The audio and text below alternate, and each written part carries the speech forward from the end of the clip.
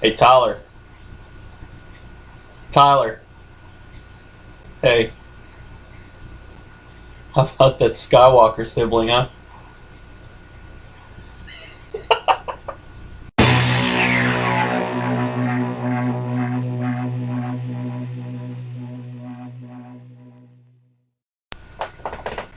Hey, what's up, guys? Welcome to the Greek Godcast. We're your hosts. I'm Dan the Man, and with me, as always, is the Greek God himself, Tyler Jones. We have a surprise. Kind of. Yeah, well, we've talked about it. He's got one! We got one. I haven't got mine yet. Got it. But he's got it. Yeah. It's the format. It's the format, which is kind of the show's... Unofficial slogan, really. Yeah. It's our credence. Truth be told, this just came in the mail late. Not too long before we started this show. Yeah. So, it still smells like shipping packages and... Vinegar. Yeah. Yeah. We made. It gets warm in here anyway, so we always have the AC on. But we made sure to turn the AC on today to kind of help circulate. Yeah. So definitely, a washing isn't needed. But It's going to happen. we wanted to show you guys on the Greek God. Mm-hmm. So, and for those of you listening, Tyler got a new shirt. Yeah. It's the format shirt off of our storefront on Teespring, Greek Godcast. So, before we get started on this review for Return of the Jedi, which I am really looking forward to. Oh my goodness, I've been looking forward to this since we started this endeavor, because while he's going to be reviewing the movie and his thoughts, I actually have quite a bit to say about this movie and trilogy as a whole, because the only difference he and I have on our numbers for this movie is I saw it as a kid, and that actually helps it out a lot because of nostalgia. He saw it as an adult who knows better. Okay, so that's all I'm going to say for the moment. I'm going to get right to what Tyler handed me. So, we have 4 shout-outs to do. Patrons. 4 new patrons. 4 new patrons.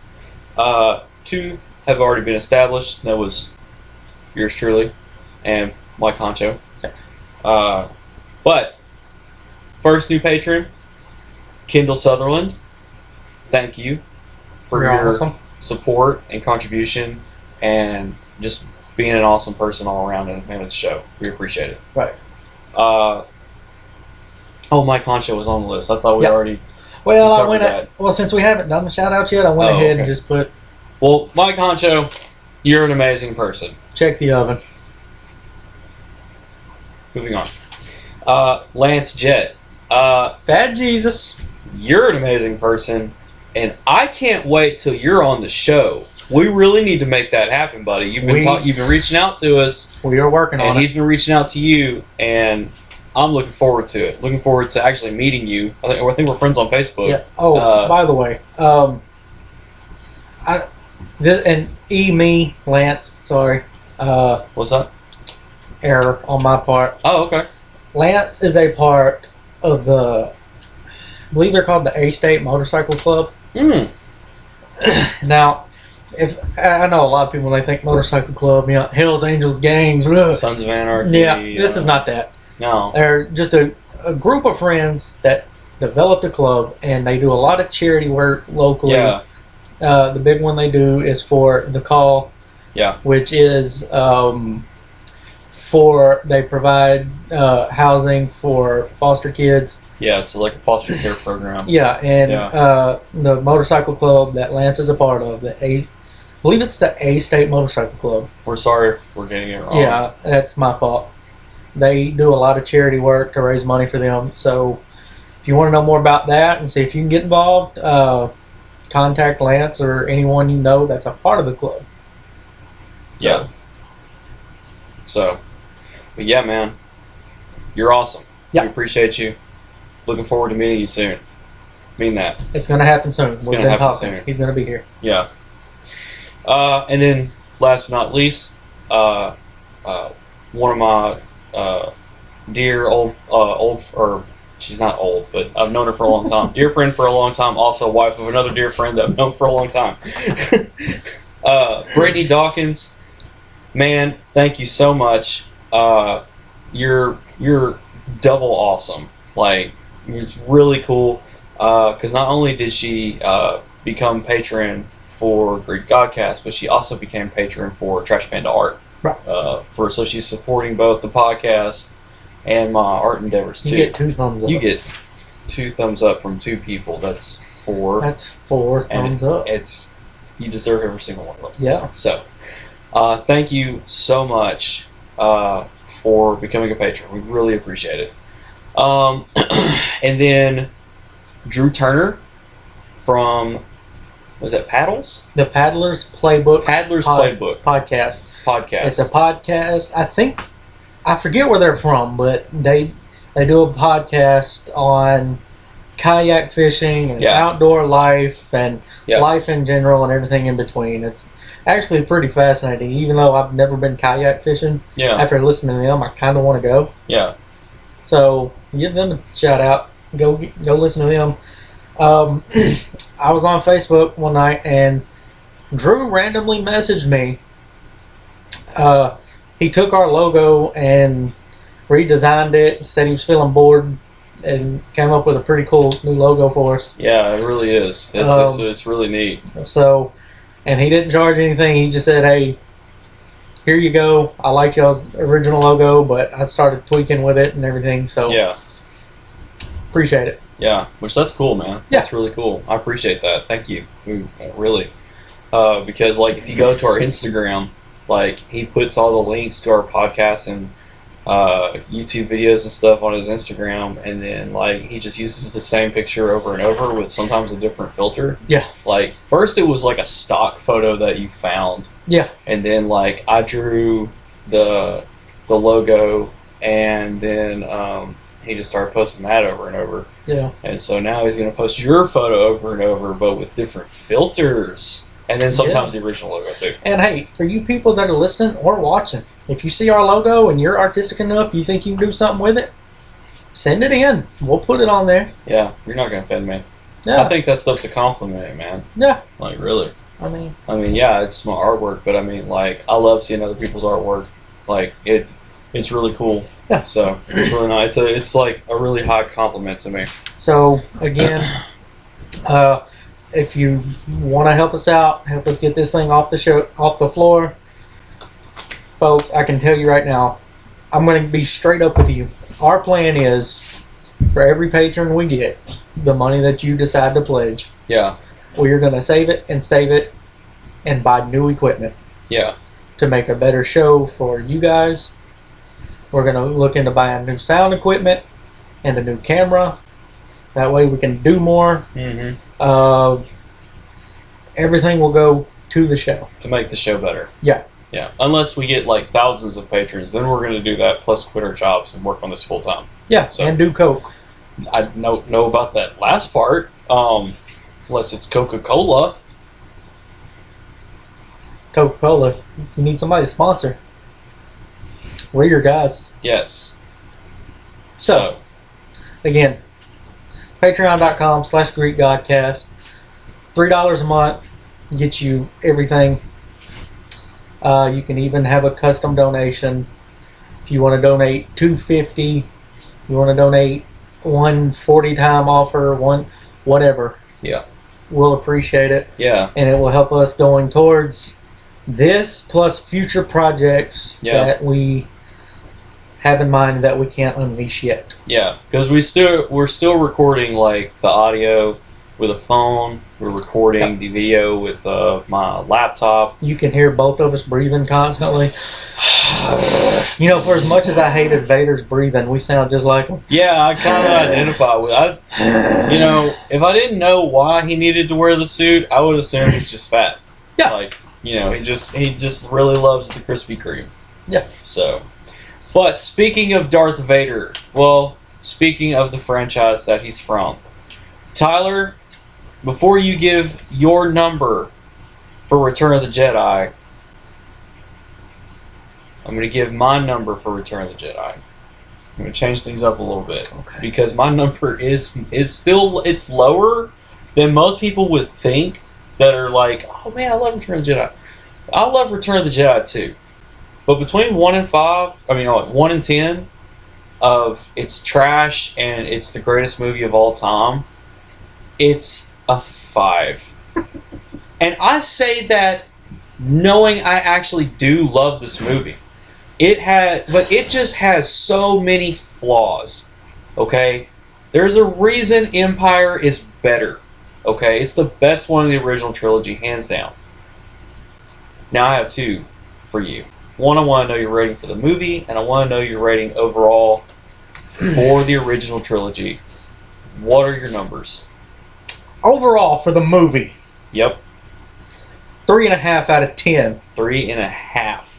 The first movie got a 5. We'll get into that in just a second. Overall, for the trilogy, I give it a 5 out of 10. Okay. So let me ask you this. Let me ask this. Yeah. I just thought of this. Do you regret watching Star Wars? This one? But I mean, like, no, I mean, like, the trilogy itself, like, all together, like, from start to finish, knowing the overall story that you've just seen presented to you in the movies. Like, I don't are you regret watching it, but it's like... But it's like, you know... Because, like I said in here, it's 5 out of 10. I wouldn't consider myself a fan. Right. I wouldn't go to the theaters to pay and watch it, but if it's out in Redbox and I ain't got nothing else, then... Yeah, you'd rent it. Yeah. That's okay. Take it or leave That's cool. That's actually better than how you were before we started this endeavor. This movie did not help. Because he was like, I'll never watch Star Wars. Kind of like I am about The Notebook. But then this podcast happened. 50 subscribers. If we can get to 50 subscribers on YouTube, Dan will watch The Notebook and review it for you guys. Get us to 50. And Mrs. Dan the Man. I'll even show y'all my boobs if y'all get to 50. I'm not that cheap. Yeah, we get to 1,000, I'll show my boobs. 1,000? Yeah. Get to that 1,000 subscriber mark. If we get to 1,000, then I'll show you my man nips. If we get to 1,000 subscribers, I will film a whole episode in a Speedo. No, don't promise that. People will expect it. You will regret it. Hey, you get us to 1,000, I'll do it. And it'll look like I'm smuggling grapes with a can of biscuits. I'm just saying. Don't promise things you don't want to fulfill. Just saying. Sometimes you got to bribe the customer. Mrs. Dan the Man had a suggestion in our episode that she came on for, and if we get to 100 subscribers, so she said Dirty Dancing in Grease, but I've actually seen Grease. I saw Grease when I was a kid because that was a fan favorite of my sister's, and she watched it all the time. And I would go to stay at my dad's every other weekend, and she was living with him. Like, she had it in the VCR like all the time, and I gave away how old I am saying VCR, but it doesn't matter. When I was a kid, we had VCRs to deal with it. So I've watched Grease. I've never seen Dirty Dancing or Footloose. I've never seen those that movies. one blows my mind. I've never seen Footloose. I've never seen Dirty Dancing. So if we get to 100 subscribers, not only will I watch those movies, now this little add-on part, don't hold me to it, because I'm pretty sure what she said was she'll do the reviews with me. So I'm gonna I'm gonna be by myself, unfortunately, on The Notebook, because I don't like, she's not on this show. She'll come on every now and then. This ain't her deal, so she's not tied to The Notebook. I tried to get her to watch it with me, because I have a feeling we're going to hit that 50 subscriber mark soon, and I'm going to have to pay up. I hope so. So, but, the 100 subscriber mark is more likely her to come on and talk about Dirty Dancing and Footloose. So, I don't know if that'd be a two-parter or how we do that. But anyway, we've got some Star Wars to be talking. We're already 15 minutes in this thing, and we haven't touched one note. So, let's get to it. You had 3 movies. Mm-hmm. This was your 3rd movie. Mm-hmm. It's supposed to get better as it goes. You have the material. Yeah, From the 2nd movie, You had one of the greatest cliffhanger lines in cinematic history. You had It no blows my mind you No. didn't know that. No. Blows my mind. no. Which one? That you didn't know Leia was Luke's sister. You had one of the greatest cinematic cliffhangers by one of the most interesting characters. Then you get to this one. And you dropped the ball. You don't drop it. You threw it down and then you kicked it way over yonder. Brandon O'Donohue style. So Arkansas fans, you know what I'm talking about. So, hey, first off on the banner, this little guy, relocate him. Just do a little swipe. Oh wait, no, I think he's gonna get off the banner. Okay, nope, he's gone. Oh, Okay. spider. Well, you have to kill him. There, take that, PETA. Yeah, PETA does suck. But anyway, man, I'm just gonna go ahead and say it. Like, this isn't anything to do with the beginning of the movie. Like, this is my pet peeve about the Leia being Luke's sister thing. Don't jump the gun. No, hold on. Don't jump the gun. It's a fact. It's not anything to do with the plot. Okay. Okay. Allegedly, because I can't quote my source material, but what I've always heard was when they were writing Return of the Jedi that Carrie Fisher was not supposed to end up being, or Leia was not supposed to end up being Luke's sister. She was just supposed to be Leia. There was supposed to be a sister, though. It was supposed to be a sister, a twin sister. But it was supposed to be a completely separate character cast by somebody else, and for some reason, they changed their mind and just decided to take the easiest way out and cast a pre-existing character and just kind of reshape her into something that just... It's like shoving a square piece into a triangle hole, man. Like, it's just... Ran over. I got it out. After the first movie, I thought, there's no way the movies get worse than this.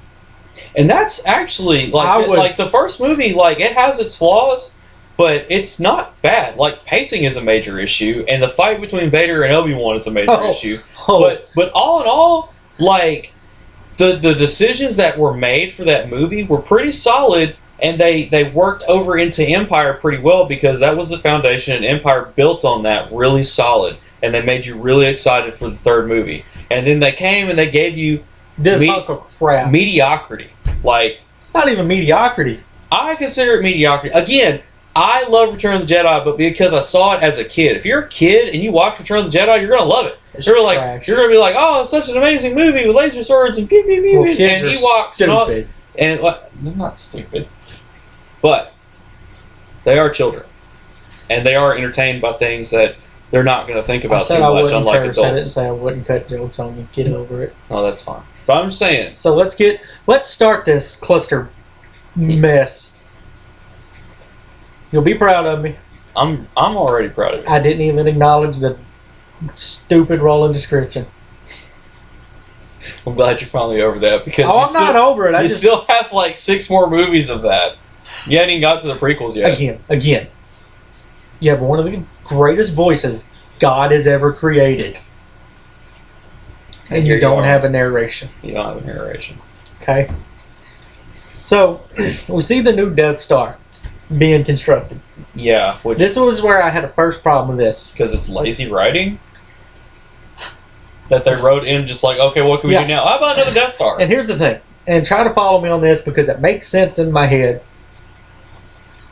I know it's being built in the movie. Right, yeah. They're constructing it. Yeah. It's not finished being built yet. Yeah. That's why it looks the way it looks. But it looks incomplete. Like, the people designing the movie were just like, oh, screw it, I'm tired of messing with it. I mean, I know that doesn't make sense. No, I get that. I get that. So, they show the new Death Star, then we cut to the space Nazis in their Dollar General helmets docking. I forgot you said that about that in the last movie. Oh no, the last one was Wish.com. Oh, that's right, Wish. Yeah. So they're flying to the new Death Star saying space stuff. Yeah. Before I get too far on the note, I'm going to be real. I had the hardest time following this movie, so my notes are kind of, eh. Okay. The whole time, after about 30 minutes in, I was like, dear Lord, is this ever going to end? Yeah. So, we go to the Death Star.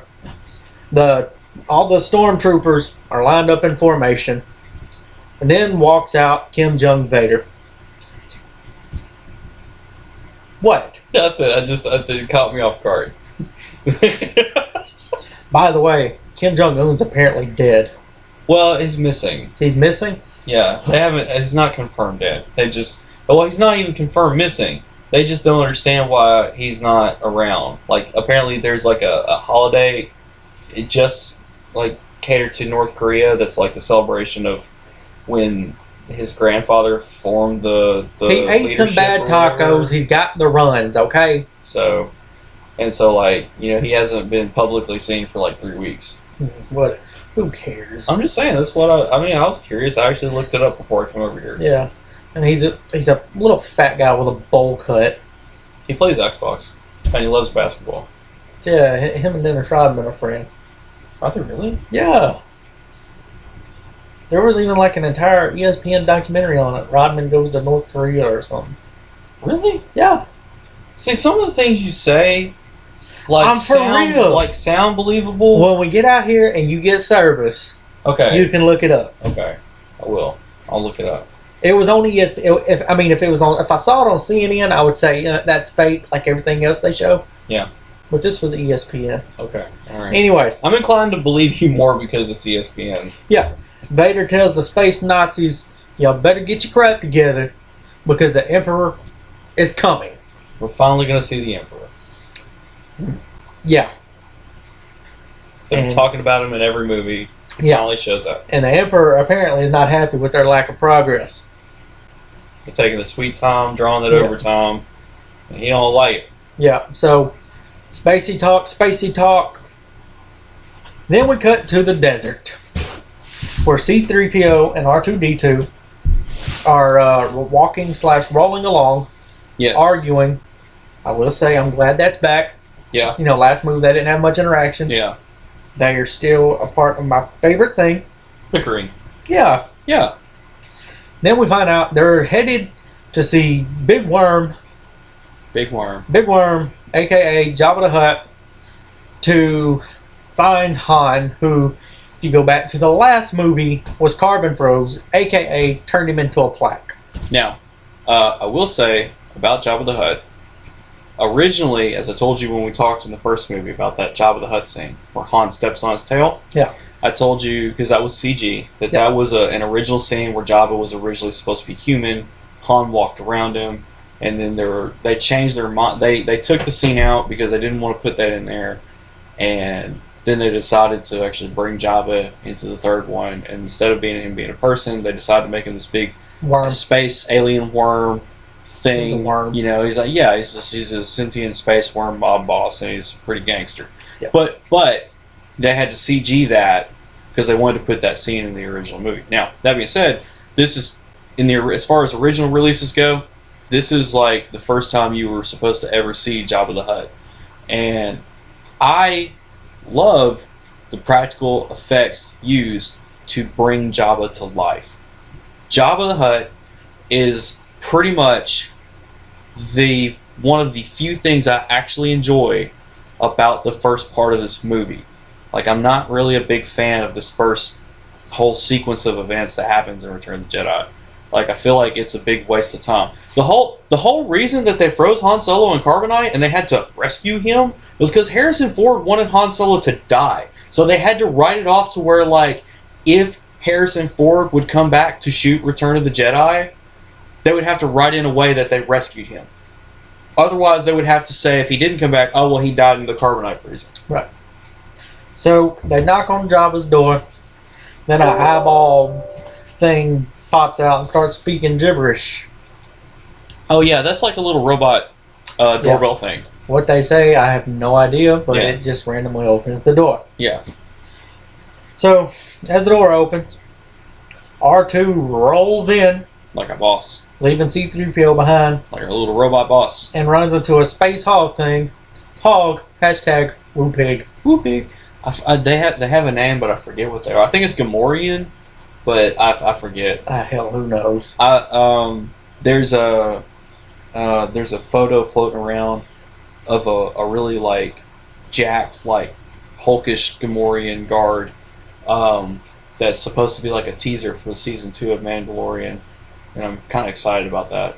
So, but these aren't jacked little pig guys. They're kind of fat and chubby, and they're kind of useless. But they are cool to look at. Yeah. So C3 tells the some guy with a penis wrapped around his head.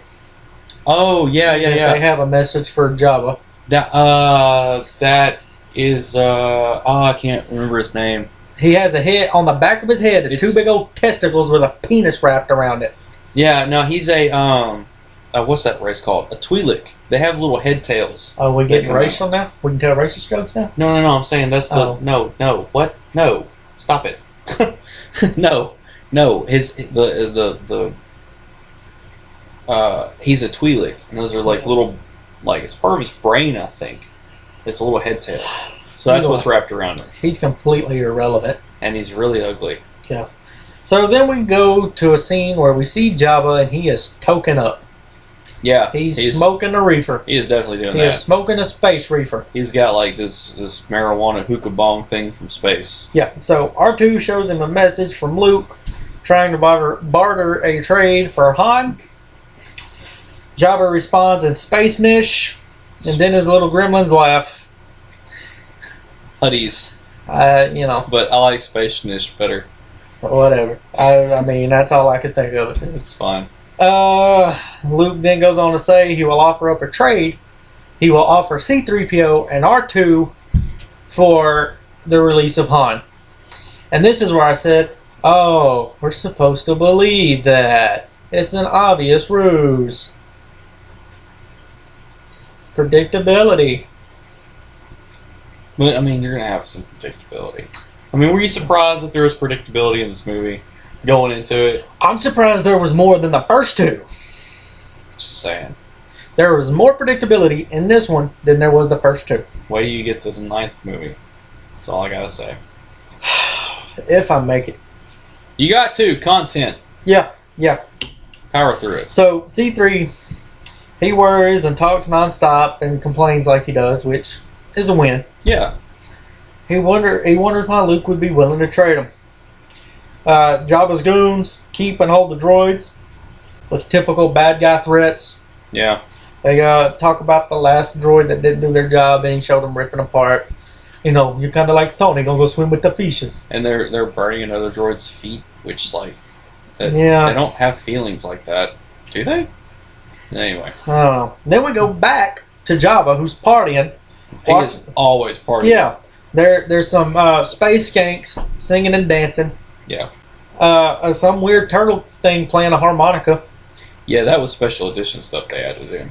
And to make things even better, we see an oversized flea rapping. Yes, that was also special edition stuff. Yeah, I mean, it's literally an oversized flea. That's what he looks like.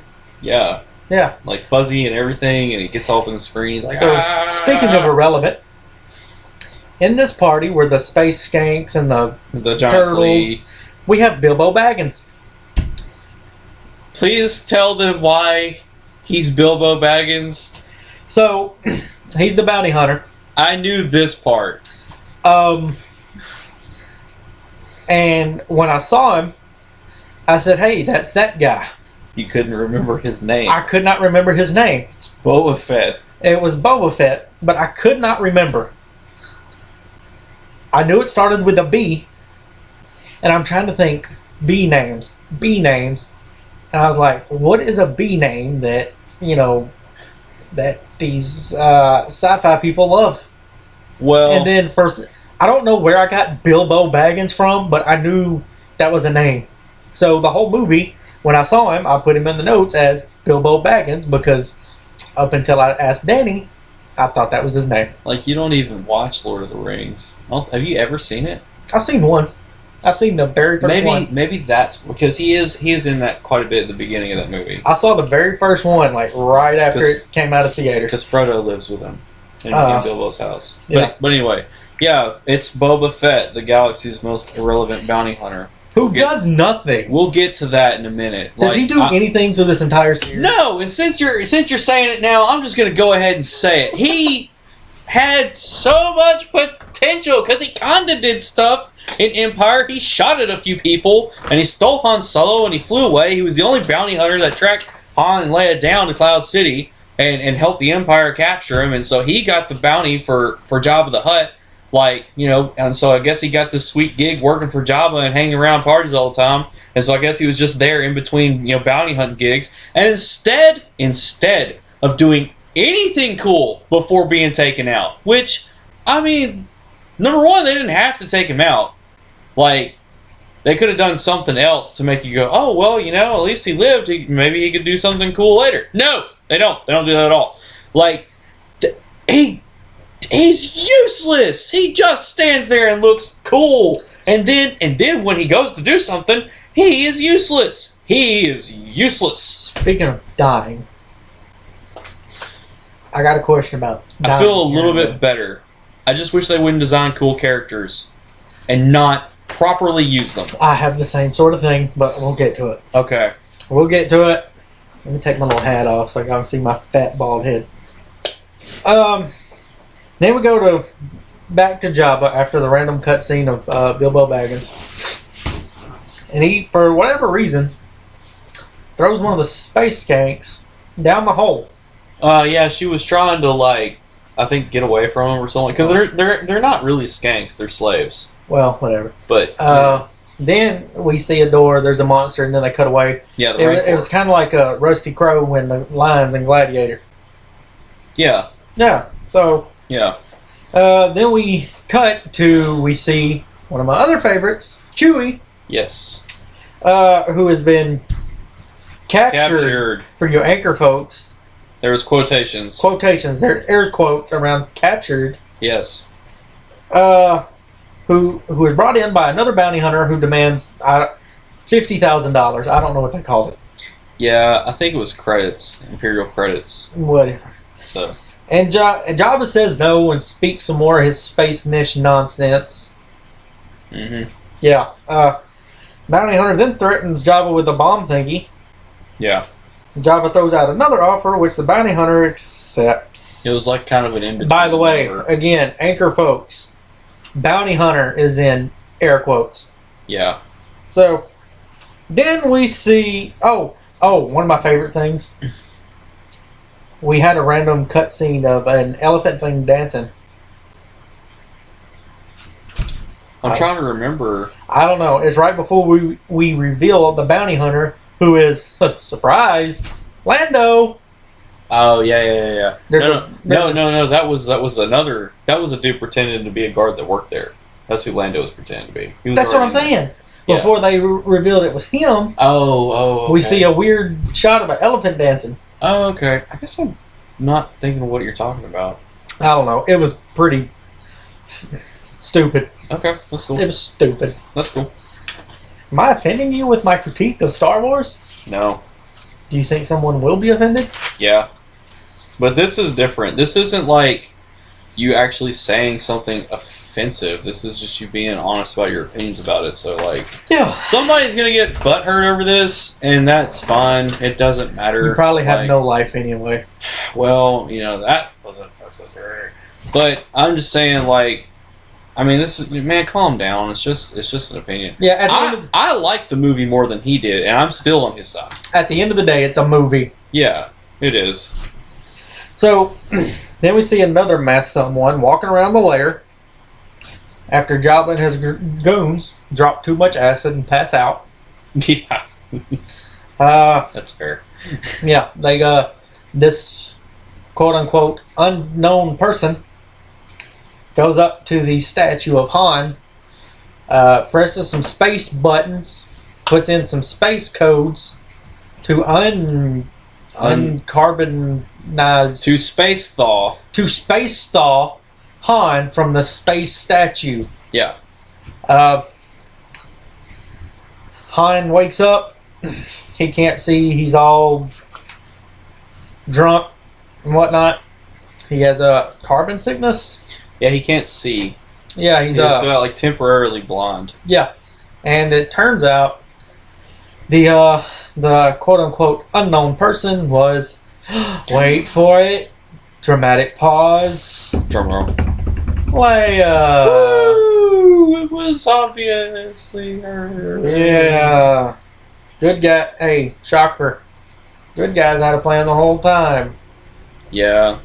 Star Wars is one of those Ooh. things. Star Wars is one of those things where, like, as fun as it is to watch, like, it is definitely one of those you can always count on the good guys always to win, but it's one of those you can always count on to win without really just a whole lot of opposition. See, this is my problem with it, and it goes with all three movies. There's someone who has never seen the movie. I should not be able to say, hey, this is what's going to happen. And then it happened. Yeah. Yeah. Well, that's like Smokey and the Bandit. Like, but the difference is that movie was still 100% enjoyable and didn't kill it for me. Well, but the thing with Smokey and the Bandit in Star Wars, though, Smokey and the Bandit is just a straight. Let's be honest. We already talked about it. They put in a plot just say they had one. It was really made for Burt Reynolds to be a badass and drive a car. Yeah. And that's the difference. Yeah. But like Star Wars, man, like, dude, it's okay for everybody to live. It's okay for everybody to win.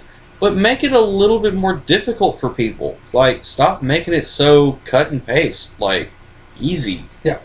Like, so as they're trying to escape, Jabba catches them, and he starts laughing. I thought there was nothing in this franchise that would be more annoying than hearing Darth Vader breathe. I was wrong. Salacious Crumb, the little pet thing, the little gawking pet thing of Jabba's that goes, ah! Yeah. That? Is that what you're talking about? No, I'm talking about Jabba himself. Laughing? Yes. You thought that was super annoying? It was beyond annoying. Oh, wow. Because he done it constantly. Yeah, he does think stuff's funny. I forgot how much Jabba laughed. He laughs and then speaks more space-nish nonsense. It didn't bother me as much. The Jabba laughing didn't bother as much. Salacious Crumb, the little gawking, squeaky pet thing of his, that got on my nerves a lot. So Jabba fools their plan. His pet muppet. He gets all his goons to capture the guys. He takes over Leia. He's wanting that princess booty. He throws Han in a cage with Chewie. Chewie's captured, but he don't care because he's in a cage. He sees Han again. So, you know, Chewie starts barking and wagging his tail and does that little leg kick thing dogs do. Chewie tells Han that Luke has a plan. I guess Han understands Chewie. Yeah, he does. Yeah, he speaks Wookiee. Yeah. Well, he understands Wookiee. He doesn't speak Wookiee. Right. And Chewie doesn't speak English, but he understands English. Right. He tells Han that Luke has a plan, and he is now a Jedi. So, as expected, here comes Luke trying to be Obi-Wan Kenobi in his little raincoat. As a mosquito flies down on me. He uses the Force on the space pigs. Pigs, hogs, #woo pig. Yeah, he does a Jedi mind trick. Yeah. Like Obi-Wan did in the first one. So then we go back to Jabba, who has Leia as a slave, and she's in a little skimpy bikini. Yeah. And let's be honest, she looked fine AF. The chick who played her was nice. Carrie Fisher. Sure. That's her name. Didn't she die a couple years ago? She did. I think it was like heart related. Ah. Yeah, she was in her 50s, I think, or maybe early 60s, something like that. She was kind of up there, but she wasn't like old. Like right. She was, you know. I mean, late 50s, 60s. That's still pretty young. Yeah. Anyways, yeah, but it was a shame, but yeah, unfortunately, with all due respect, she was hot AF. She passed away like just before Episode 8 released. Right. Luke then tries to use the Force on Jabba. Again, Jabba laughs. Speaks more space niche that we have to read. Yeah, that's what it sounded like. That's what I heard. Do you speak Wookiee or Jabba? It's Huttese. And no, I do not. But I can make it up as I go. Okay. Please, God. Please tell me there's a dictionary where you can learn Huttonese. I am pretty sure there is. Oh, for the love... Guys, you get to 200 subscribers on YouTube, Danny will learn it. I will not. I can barely learn actual real languages. I took a thing on Spanish and flopped, man. Like, I just... Look, man. Look, don't make me do that. I speak 2 languages, English and bad English, okay? That's it, man. That's all I got. Right. Don't do that to me. But I'm pretty sure somebody's made up some Hutties. And because, like, you can learn Klingon, I think, from Star Trek. So I wouldn't be surprised if there was Hutties. So Star Trek is...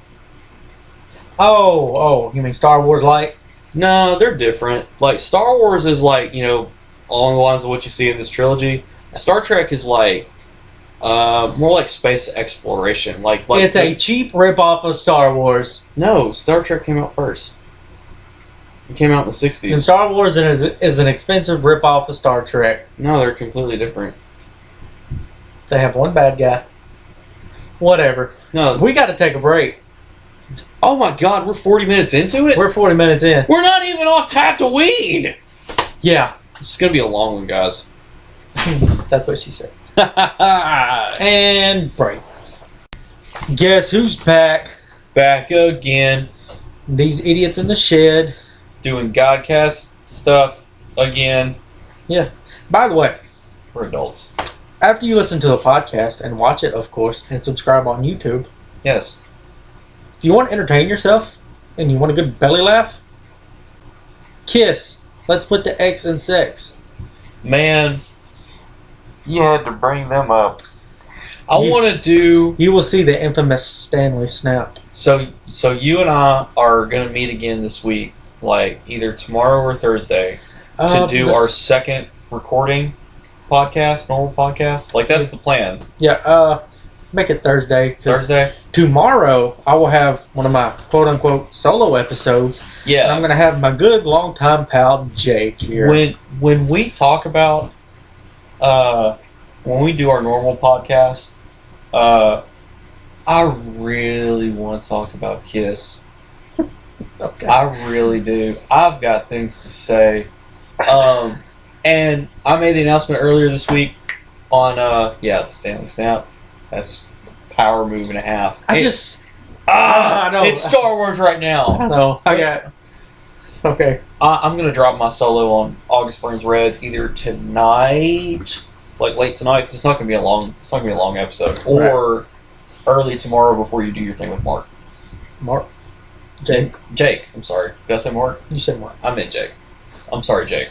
Please don't be upset. Yeah, he's like 45. He can't remember. So back to Star Wars. Star Wars. We left off where Luke tries to use the Force on Jabba. Jabba laughs, talks some space niche. Says your little Jedi mind tricks won't work on me, boy. Boy, what you talking about, boy?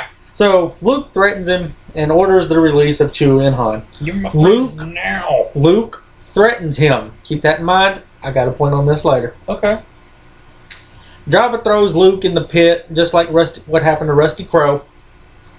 And this is where we see a space monster thing. It's called a Rancor. Luke uses a bone to keep the monster's mouth from closing. Kind of like in a cartoon. That's what she said. What, the cartoon line? The bone. The bone. You kind of... I was going to give it a dramatic pause. And then you sort of... But I figured I'd just roll with it. I'm sorry. Yeah. So, all these spacey tricks they have. Yeah. What does Luke do to escape from the giant space monster thing? He throws a rock. He throws a rock. And the door hits a button. The space monster thingy is right under this door, and this door conveniently has spikes on the bottom.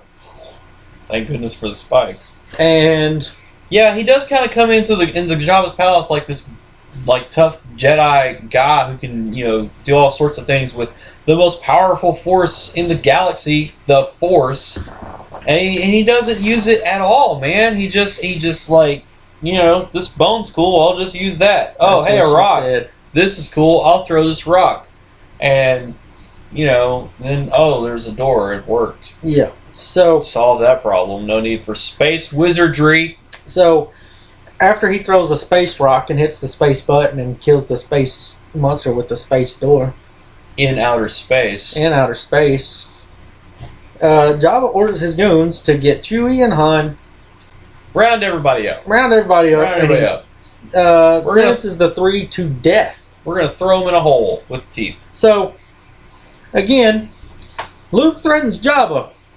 Luke threatens someone. You don't want to mess with me, big worm. Keep it in your mind, Luke threatens someone.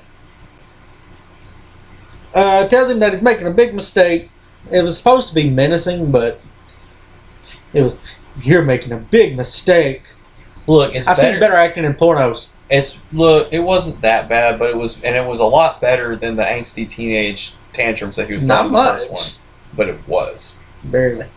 It counts. So, then we cut to the desert with the bad guys rolling and a mummy space boat ship thing. You remember in the Mummy, the second one? Oh, yeah, Where they escape? Yeah.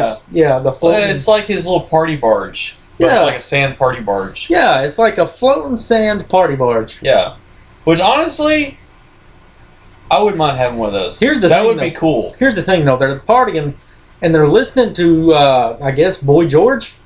I don't know. It's space music. Boy George or Paul Abdul or some crap. I don't know, man. They're listening. They're jamming out something, and they dig it, and that's all that matters. They're having a good time. They're going to murder some people, and they're having a good time. Right. Speaking of music,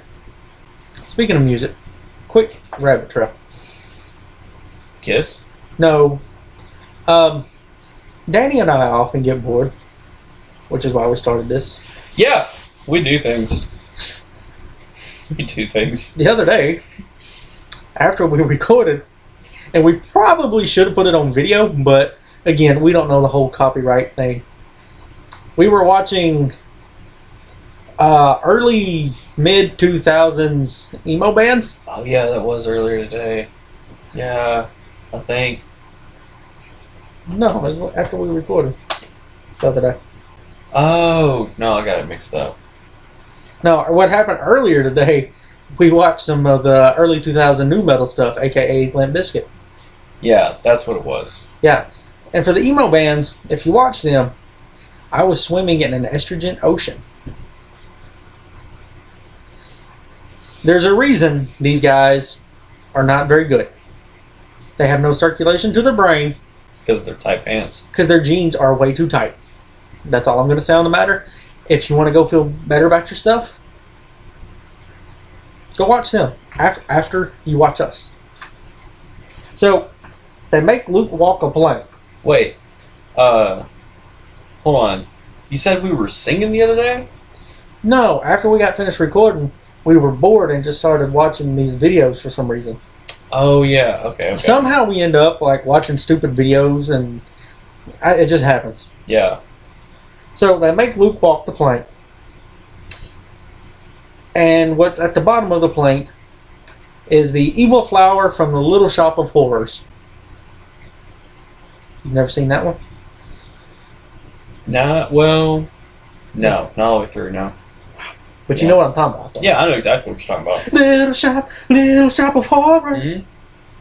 So, Han talks trash and threatens Jabba. Jabba laughs again. Oh, oh, oh, oh, oh, oh, oh, oh, oh, oh. Hoda, hoodoo, So- the blowfish. Yeah. Then we cut to R2-D2, who's opening a spot up in his head. Luke does some flip-de-doos. All of a sudden, Luke does like flip-de-doos and zippity-doo-dahs. Yeah, he does the impressive stuff here, but he doesn't do it when he's fighting the Rancor Yeah. at all. And- He's spunk.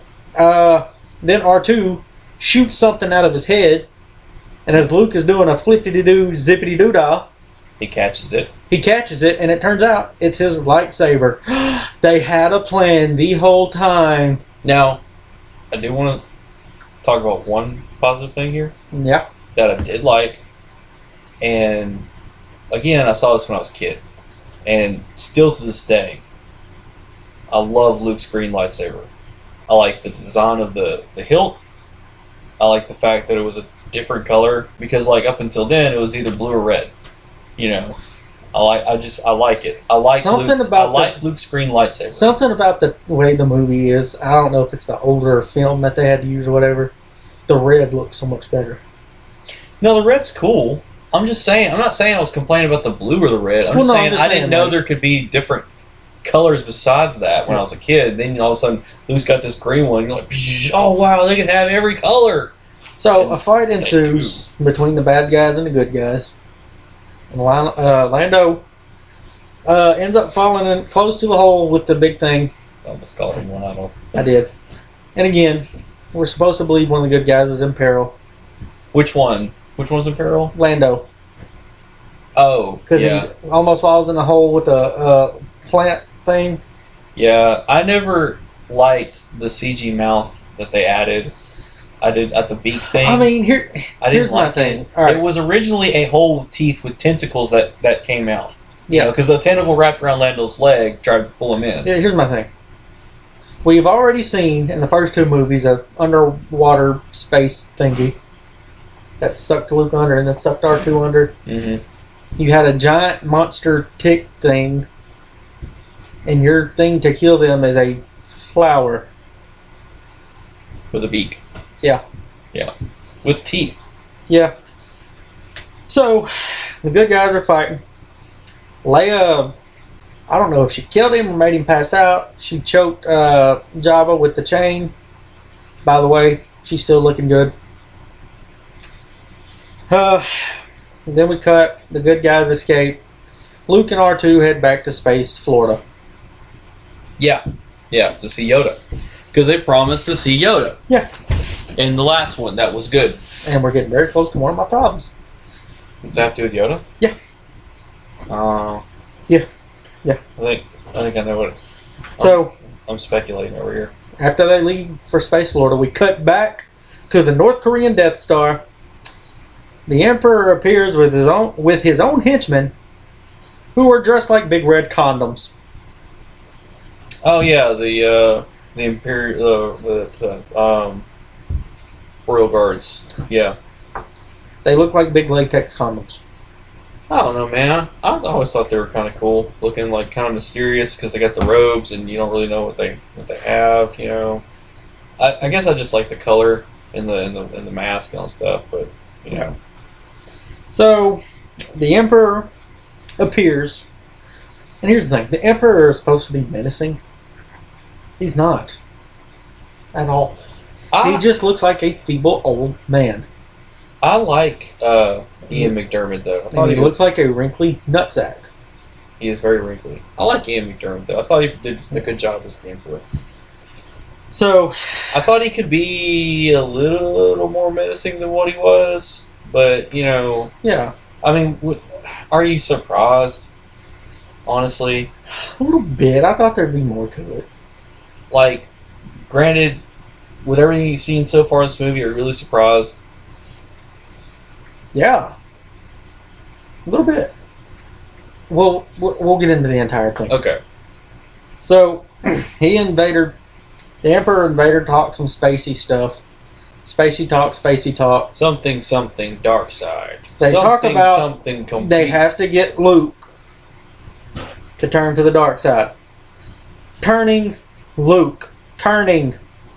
Again, keep that phrase in your mind. Turning someone. I'm interested to see where you're going with this. Then we go back to Space Florida. We see Luke and the dying Yoda. Yeah. Because he's like 900 years old and he's pretty much done with it. Yoda was tripping balls, speaking space niche. Couldn't really follow the conversation. Had a hard time following it. So basically, in a nutshell, Yoda's basically telling Luke, hey man, I don't know if you realize this, but I'm super old and I'm literally dying right now because I'm that old. Yeah. And I need you to understand that you're gonna have to face Vader again. Sorry. He is your dad, and when I'm dead, you're gonna be the last of the Jedi. That's it. You're literally the last person who can use the Force that knows anything about the Jedi ways, and that's just a little bit that I've taught you. So maybe take it seriously. Yeah, so, and you know what? You just went through some of my notes there. So, I can get up to my rant real quick. Okay, great. What's the rant? You were talking earlier about a character dying. I forget what you were saying. Boba Fett. Boba Fett. Yeah. They brought him in, introduced a new character, And did nothing with it. yeah. They bring Yoda in the second movie. Yeah. He was by far the most interesting thing in the movie. Mm-hmm. So far, the most interesting thing in the trilogy. He's in 5 minutes of this movie, and they kill him off. Mm-hmm. He goes to sleep one last time. What the? Why? Yeah. Why? George Lucas? Why? By the way, I'm personal friends with him. He'll see this and he'll answer the question. Well, will he now? He will. I really know him. Okay. Yeah. He's my great uncle on my somebody's side. Huh. Yeah. Can I get a loan? Hell, I ain't got one. Alright, so there we go with that. Yeah. Nah, I get it, man. Yoda was cool. They killed him off. It sucks. But, I mean, at least he got a better deal than Boba. Yeah. So, Yoda dies. Luke's all whiny and stuff. And then the figure, image, whatever, of Obi appears. Mm-hmm. Obi says... He's a ghost. Yeah. Luke asked him why Obi didn't tell him Darth Vader was his father. Mm-hmm. Obi says he didn't tell Luke because Anakin Skywalker is his father and not Darth Vader. Yeah. Anakin was, and quote, seduced by the dark side and was no longer his father. Mm-hmm. Obi says Anakin was a great friend and that he trained Anakin, who then became a machine and not a person. Yeah. I'm having such a hard time. I had such a hard time following this. I knew the only way I could do this podcast was to read straight from the notes. So if it sounds robotic and whatnot, I apologize, but it's the best I can do. Yeah.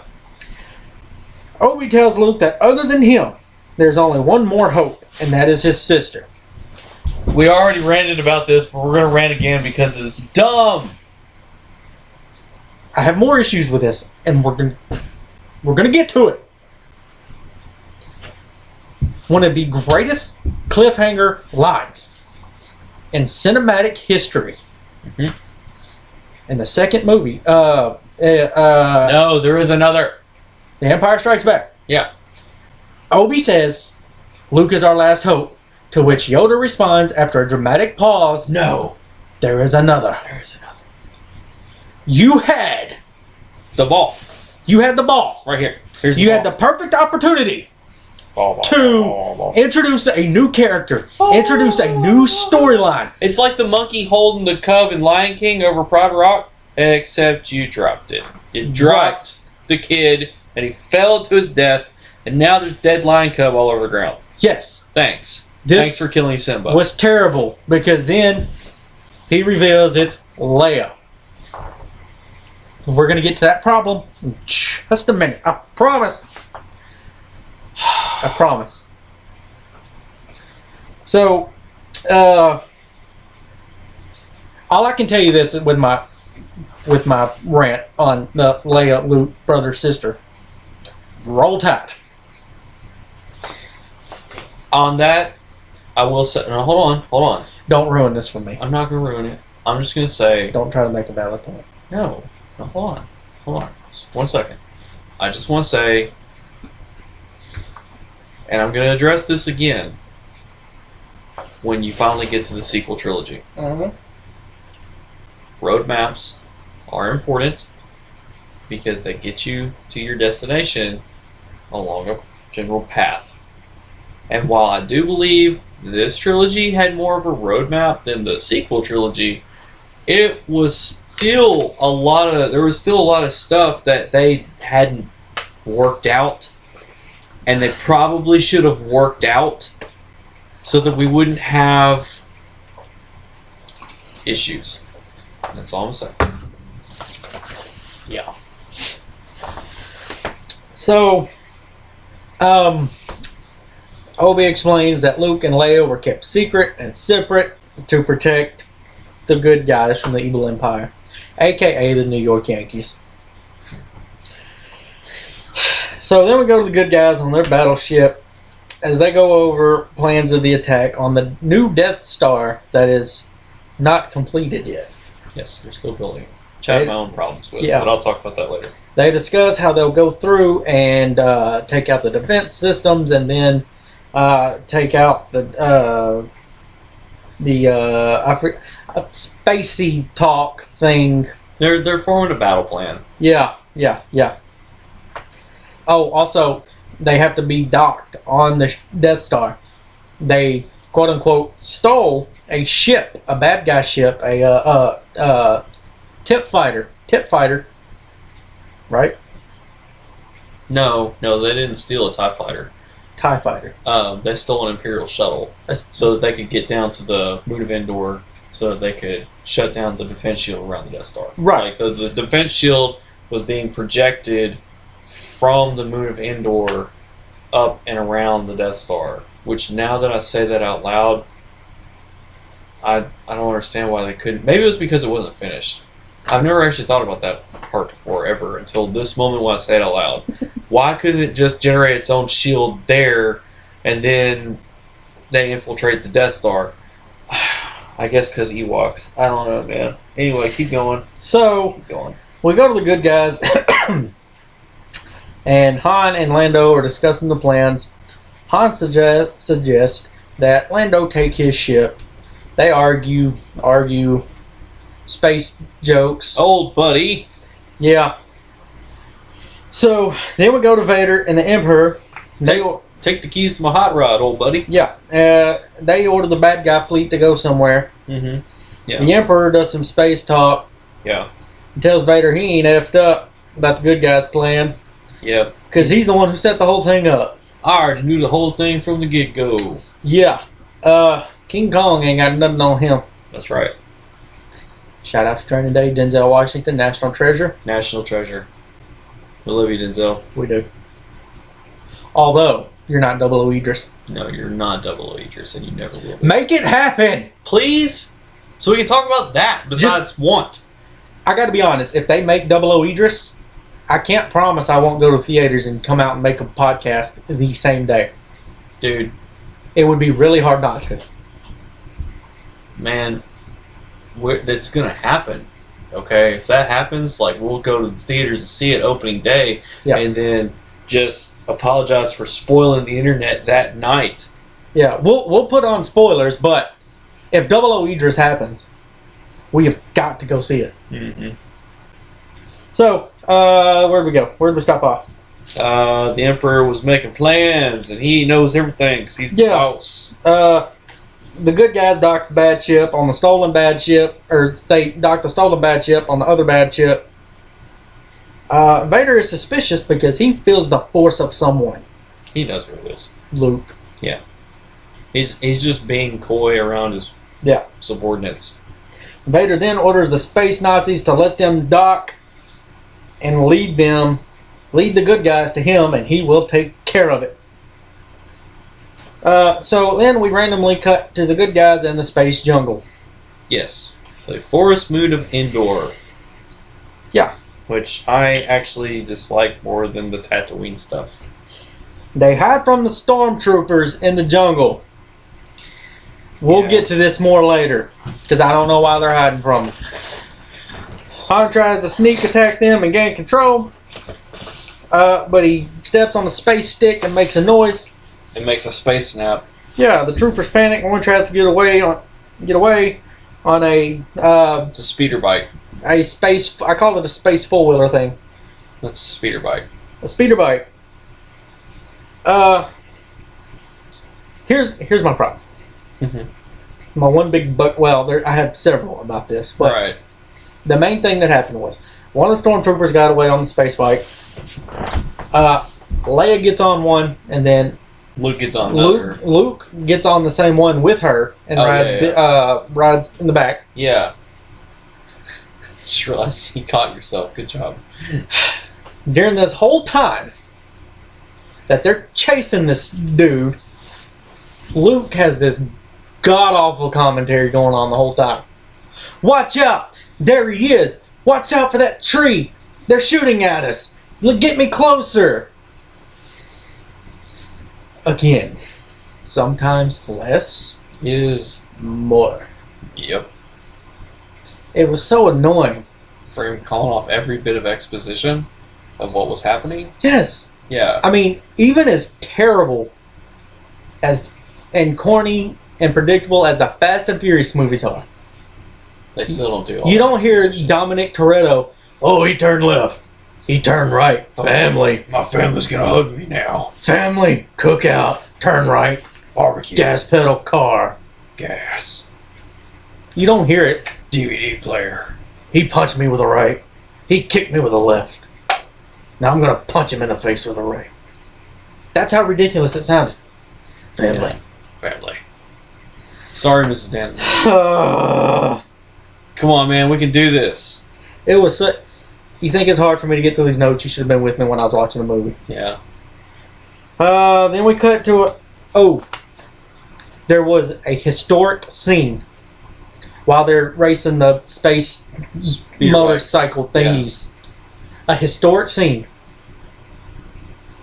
A stormtrooper gets in behind them, shoots his little laser, and hits them. Yeah. He hits their four-wheeler thingy. The first time in Star Wars history Yeah. a stormtrooper has shot and made contact with anything. So, on those speeder bikes, I think it was the first Battlefront game for Xbox and PS4, the remake of Battlefront. Yeah. You could play that map and ride those speeder bikes. I crash into this tree every single time because you go really fast. Yep. Every time. So at this point, we're halfway through the movie. But it was fun. Obviously, I'm extremely disappointed. Yeah. I was actually looking forward to this. I was really pumped up. I blame you. Because of the sibling thing, me being Well, like, oh, I can't wait for you to watch you're it. just like, dude, you gotta watch it tonight. You have to watch it tonight. Because I knew how incredibly disappointed you were going to be with that. Yeah. And I knew it was going to be great rant material. And for that, I'm sorry. Instantly, I was bored. The Jabba stuff went on way too long. Yeah. It was way too boring. Yeah. If you're going to introduce a new character, aka the Emperor, do more with them. Then lightning. Yeah. I mean, he had what? Like a total of 10 minutes of screen time? He's a really interesting character. But And they don't really, like, do a whole lot with him other than the lightning bit. Yeah, I got a part on that too. But you introduce a new character, and then you basically do next to nothing with him.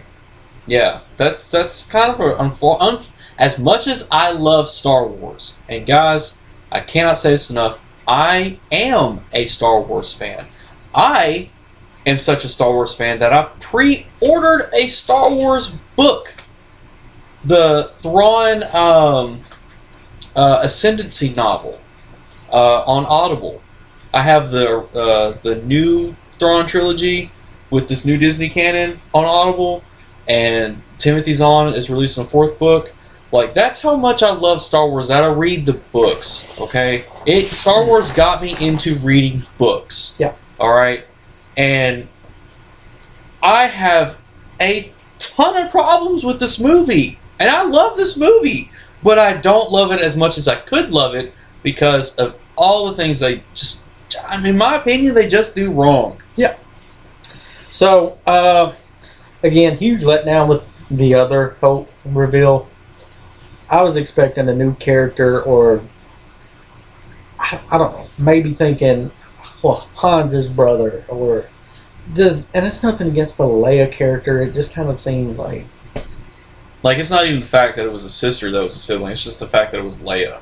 yeah, because it's kind of like Because it's a pre-established character, not a new character. yeah. Yeah. I mean, even though Han is a pre-established character, out of all the main characters except for Lando, she's like the most uninteresting one. Yeah. So I mean, she's sassy and sometimes she shoots things, and that's about it. again, Lando is irrelevant. But he looks cool and he has a really cool cape. At this point, I don't think his character basically has no effect on the outcome. No, he's Lando. He's just supposed to be cool. Yeah, the space four-wheeler scenes are ridiculous.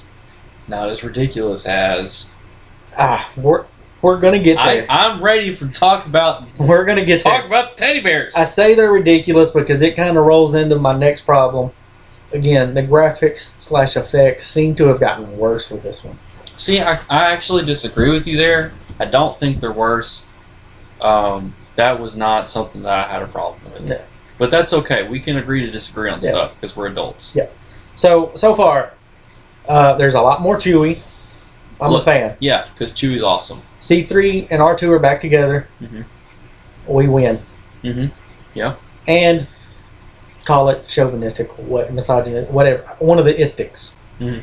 Leia, it looks hot in a bikini. Mm-hmm.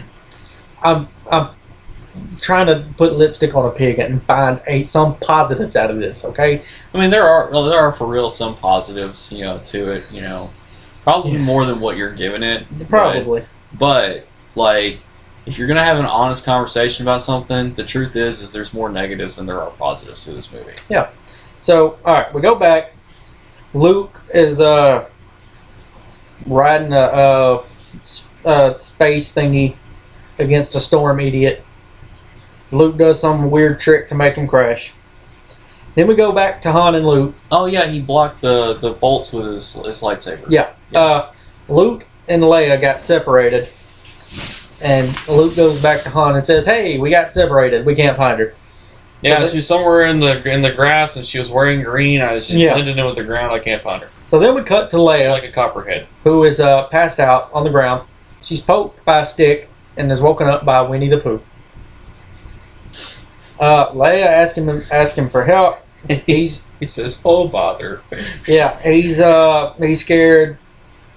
He thinks she's there to hurt him. He threatens her with a space twig that's got a space arrowhead at the end of it. Yeah. She offers him space food. She did offer him food. It's kind of like a woman should do for a man.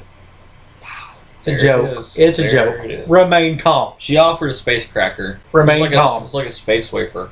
Yeah. So, the fuzzy bear senses that something is wrong. Then someone shoots at them. Okay. Remember I said earlier, they were trying to sneak up on stormtroopers. Yeah. And I don't know why. Mm-hmm. This is why I don't know why. Leia and Winnie the Pooh are standing in the middle of a clearing. There's nothing around them. They are standing still. The stormtrooper has the element of surprise, shoots at them, and misses by like 40 feet. I really want you to watch The Mandalorian. Because, hold on. First of all, real talk, you will absolutely not be disappointed at all with that show. It will, all the bad taste that you've gotten out of this trilogy, that show will wash out. Right. Okay? In fact, here's the thing. In fact, because you watched the original trilogy, you don't have to watch any of the other movies to understand Mandalorian. It picks up literally 5 years after Return of the Jedi. And in the season finale, in the first scene, there is a comedic gold scene that addresses exactly what you're talking about. It's a fun payoff to this rant, and I think it's something you would appreciate. We'll give it a shot. Yeah. So the troopers come up and try to take Leia away. Winnie the Pooh helps her fight them off. He starts speaking Poohisms. and tells her that she's walking the wrong way Starts speaking the poo. because typical woman has no sense of direction. Oh my god. Again, calm down. It's a joke. Calm down. I'd like to apologize to all women in all existence. It's a calm down. It's a joke. Then we go back to Vader, Yeah. who tells the Emperor the ship is docked. Now Luke is with them. The Emperor says, I'm a know-it-all because I already knew that. I know everything, Then the Emperor questions, are you still with the Force? Are you still with the plan? Yada, yada, yada, yada. Yeah. Vader says, yeah. He still looks like a boss, though, in every scene. He does. And I gotta be honest, this was the point where I was like completely checked out. Yeah. Like, I was just trying to keep But we're up just to getting- have a note. But we're getting through, like, a really hard point with the Ewoks, but after that, we are getting to some stuff that I really do enjoy near the end of the movie. Yeah. Like all the big final fights. I do enjoy the final fights. So we go back to the jungle where the good guys are trying to find Leia. They find her helmet. They walk off somewhere. Chewie tries to grab a piece of dead animal because I guess he's hungry. I mean, he saw it and he was going to get it. Yeah, and it turns out that it's a Rambo trap. It's a trap! It's a trap. And a net comes up and picks them up. By the way, do you understand that it's a trap thing? It's in everything. There's all kinds of traps. No. The Admiral Akbar, the fish guy, who says, "Oh, it's a trap!" During the big space battle. Oh, well. Yeah, that's like a huge staple in Star Wars. It's a trap! It'd been It's alright like- if they hadn't already said it 874 times through the first two movies. Yeah, but he says it the best. So, they're all panicking. R2 does his little space robot thing and cuts it. And they fall off the ground. And the Fuzzy Bear gang surrounds them and starts a cult chant. Yeah, they're gonna murder these people and eat them. Yeah, they take them to their Fuzzy Bear gang house and have a rave. Fuzzy Bear Gang House. Yeah. The good guys look around as they get to the Fuzzy Bear gang house. Mm-hmm. And I bet you don't know what one of the characters says. I have a bad feeling about this. Yeah. Really? They said Really? it in the movie. We're doing this shit again? You say it in every movie. 3PO translates whatever the Fuzzy Bear gang's saying and basically says, hey, they're going to cook you. Yeah. How do you want to be cooked? Leia shows up randomly. Yeah. Tells the Fuzzy Bear gang that they're her friends. They need to let them go. Yeah, because they're not going to cook her. Yeah. Also, they did her hair and changed her clothes. Yeah, they refuse, and Luke tells 3PO to threaten them. Remember how I said keep in mind Luke threatens people? This douchebag has threatened like 87 people through this whole thing. And every time he does it, he gets his quote-unquote friends, and now family, in trouble. Family. Dude. Stop threatening people. Shut up. It's not the Jedi way. Stop doing it. So the Fuzzy Bear gang finally lets them three, and they party. 3PO was putting some spinny chair thing. You put 3PO in anything where he comments, you win. Yeah. R2, he screws with one of those Fuzzy Bear things with a little space laser. He kind of like pokes the bear with the space laser. Mm-hmm. Again, R2-D2 effing with people, you'll win. Yeah. One of the funniest moments, I will say this got a genuine belly laugh out of me. Mm-hmm. 3PO was telling the Fuzzy Bear gang what their plan was, what's happened to them so far. Yeah, it's getting them caught up on the last two movies. And he imitates Darth Vader. Yeah, that was pretty funny. It got a genuine belly laugh. Darth Vader.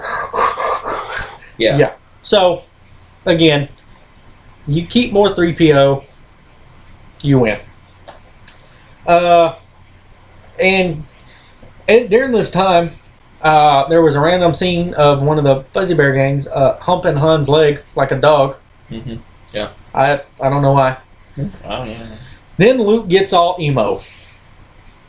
He does go brood, doesn't he? He gets emo. And he gets on that little bridge, I right? love how you said that. Like, And he goes and broods. That's what he's doing. He's brooding.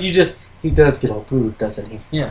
Like, Yeah. Well, when you have a beard, sometimes you just have to stroke it as you talk. I mean, it's just... that's what she said. It just comes with it. So, Leia follows him. Luke asks Leia if she remembers her mother. she runs through what little bit she remembers. He says, Boy, I have a problem with that, but I can't talk about it in this movie review. Luke says, well, he doesn't remember his. And then they do... He shouldn't. They do spacey talk. Luke, and then Leia says, Luke, tell me, really, what's going on? Confide in me. We're friends. Luke tells Leia that Vader is here and he must fight him alone. Leia tries to convince him to leave, but Luke said he can't, and explained that Vader is his father. And she's all like, "What?" And He's then he the said, bad guy. and then he says, "Hey, guess what? What is it, Luke? Luke is also your father, or Vader is also your father." Then she looks confused, which means, let me put it for you together. Okay, Guy A is the father of son 1. You are daughter 1 of Guy A, which means you are the sister to son. You made out with him in the last movie. Wait. Actually, you know what? We're there. Oh, okay, great. You made out with him in the last movie, man. In The Empire Strikes Back, she makes out with Luke to make Han jealous. Yeah. Granted, she didn't know that was her brother. Hold that. She didn't know. Whoa. What? She didn't know. Because he tells her, "You are my sister." She replies, "I know. I've always had this feeling since I've met you." Well, that doesn't imply that she were related. Roll Tide. That didn't imply that she knew they were related. She had a feeling. She knows. She said, "I know." Then she says, "I've had a feeling." But she says, "I know," which implies, I know you're my brother, but I still made out with you. Again, hashtag Go Tiger. No, Roll Tide. Louisiana ain't that bad. Roll Tide. So, the thing is this comes back to the whole thing about roadmaps and working things out and following through on decisions. And if you're gonna have Leia make out with Luke to make Han jealous, that's fine. But maybe consider that before later deciding to retroactively make that his surprise twin sibling. Right. Like instead of focusing all this time on getting Han away from Jabba, like, how about you just cut that really, really short and use that extra time to introduce a new character that is Luke's surprise sister. Yeah. And that way, you don't have this segment of two dudes in South Arkansas complaining about Roll Tide. brother and sister smooches. All it took to figure out, well, can we do this or not, is to watch your own movie. Go back and read your script, George Lucas. That's all you had to do. That's all you had to do. You couldn't have got the chick from, I don't know, what, Debbie Does Dallas or something? Dude, that had to have been a really uncomfortable flight for Luke and his X-Wing when he was leaving Dagobah and realized Leia was his sister, and he had to, like, ponder for a minute. Do I still want to F her? Back to Hoth and go, oh, man, I am really questioning my life decisions. So we got to roll on. We're probably going to have to do a third segment. Yeah. So she tries to get him to leave again. He says he can't, and he must Vader and try to turn him to the good side. Mm-hmm. Because he still has a good heart. Again, tries to turn someone. Luke leaves and Leia's outside by herself, all emo-like. Brooding. Yeah. Han comes out, talk to her. He asks her, what's wrong? She says, nothing. I can't tell you. Oh. Then he says, oh, but you can tell Luke. That's who you can tell? Because Han's oblivious. Yeah. He doesn't know. She cuts him off and says, hold me. And he's like, oh, okay, well, this is nice. It went from Star Wars to General Effin' Hospital. So back to Vader, who's in a space doggy thing with his goons. They, quote-unquote, capture Luke. Yeah. He obviously turned himself in. Yeah. No surprise. Yeah.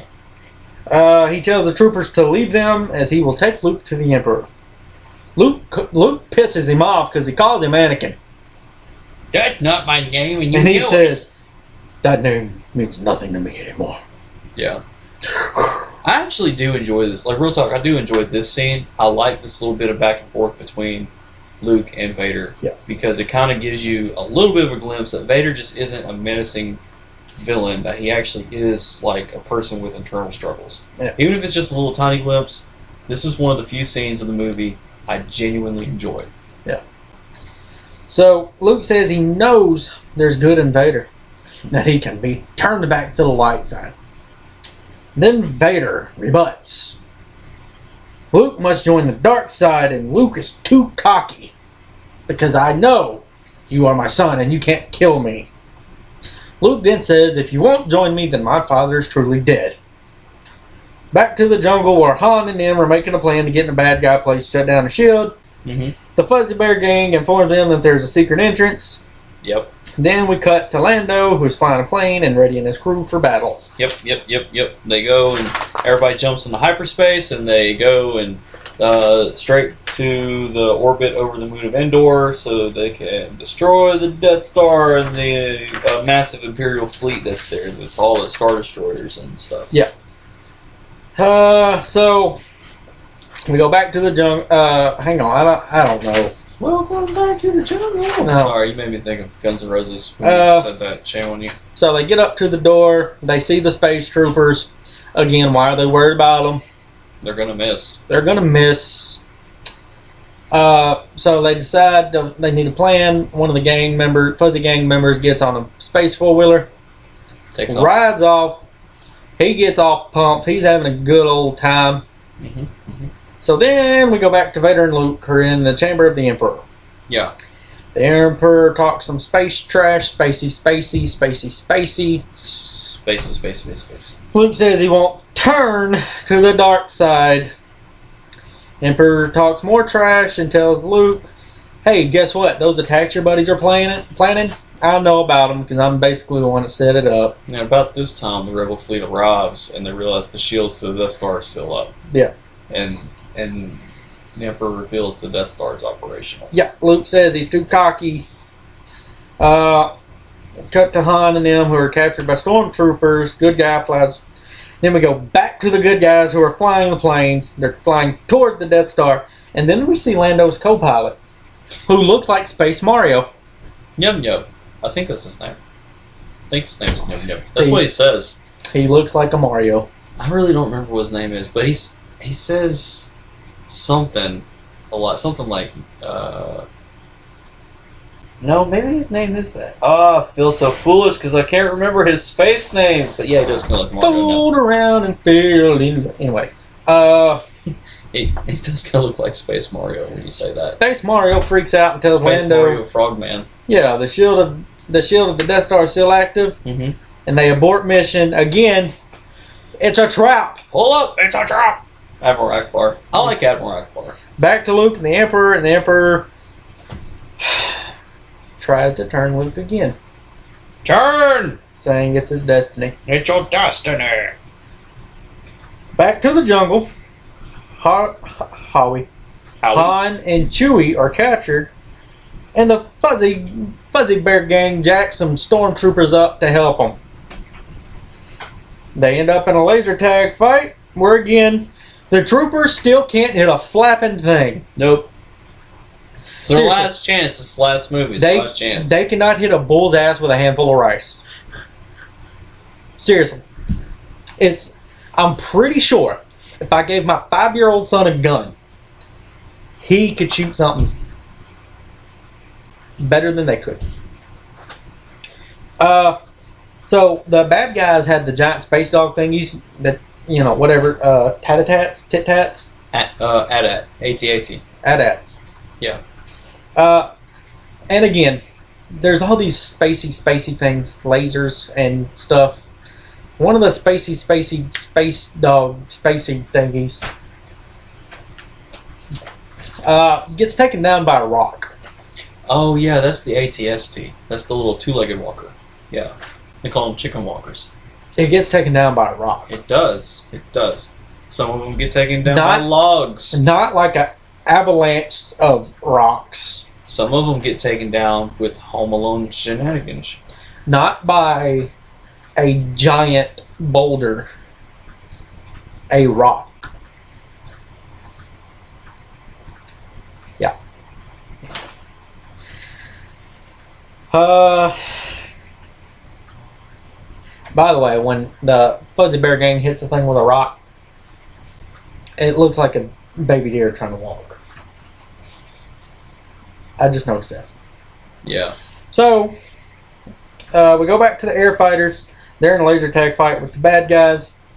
Then we go inside the Death Star where the space Nazis are talking, and they are made aware they are not to attack the fleet. Why? They said, but I don't remember. Orders of the Emperor. Yeah, it's because the Death Star is operational. Yeah. The Emperor then tells Luke, hey, our weapon is active. Come here and watch this stuff. Start blowing up all the rebel ships with the Death Star. Yeah, yeah. Which was really cool. Like, that was pretty neat. Because you just seen it work that one time in the first one when it blew up Alderaan. Yeah. And so now you can see it's actually something more, like, realistic in battle. Yeah. You know, super weapon that can take out a fleet without, you know, really needing any other help. So then the good guy, Captain General Ahmed, tells them, hey, you gotta abort this crap. We gonna die. Lando says, hell no, give Han some more time. We'll get it done. Hang on. Then we go back to the jungle where R2 does his robot thing to open the door for the shield building thing.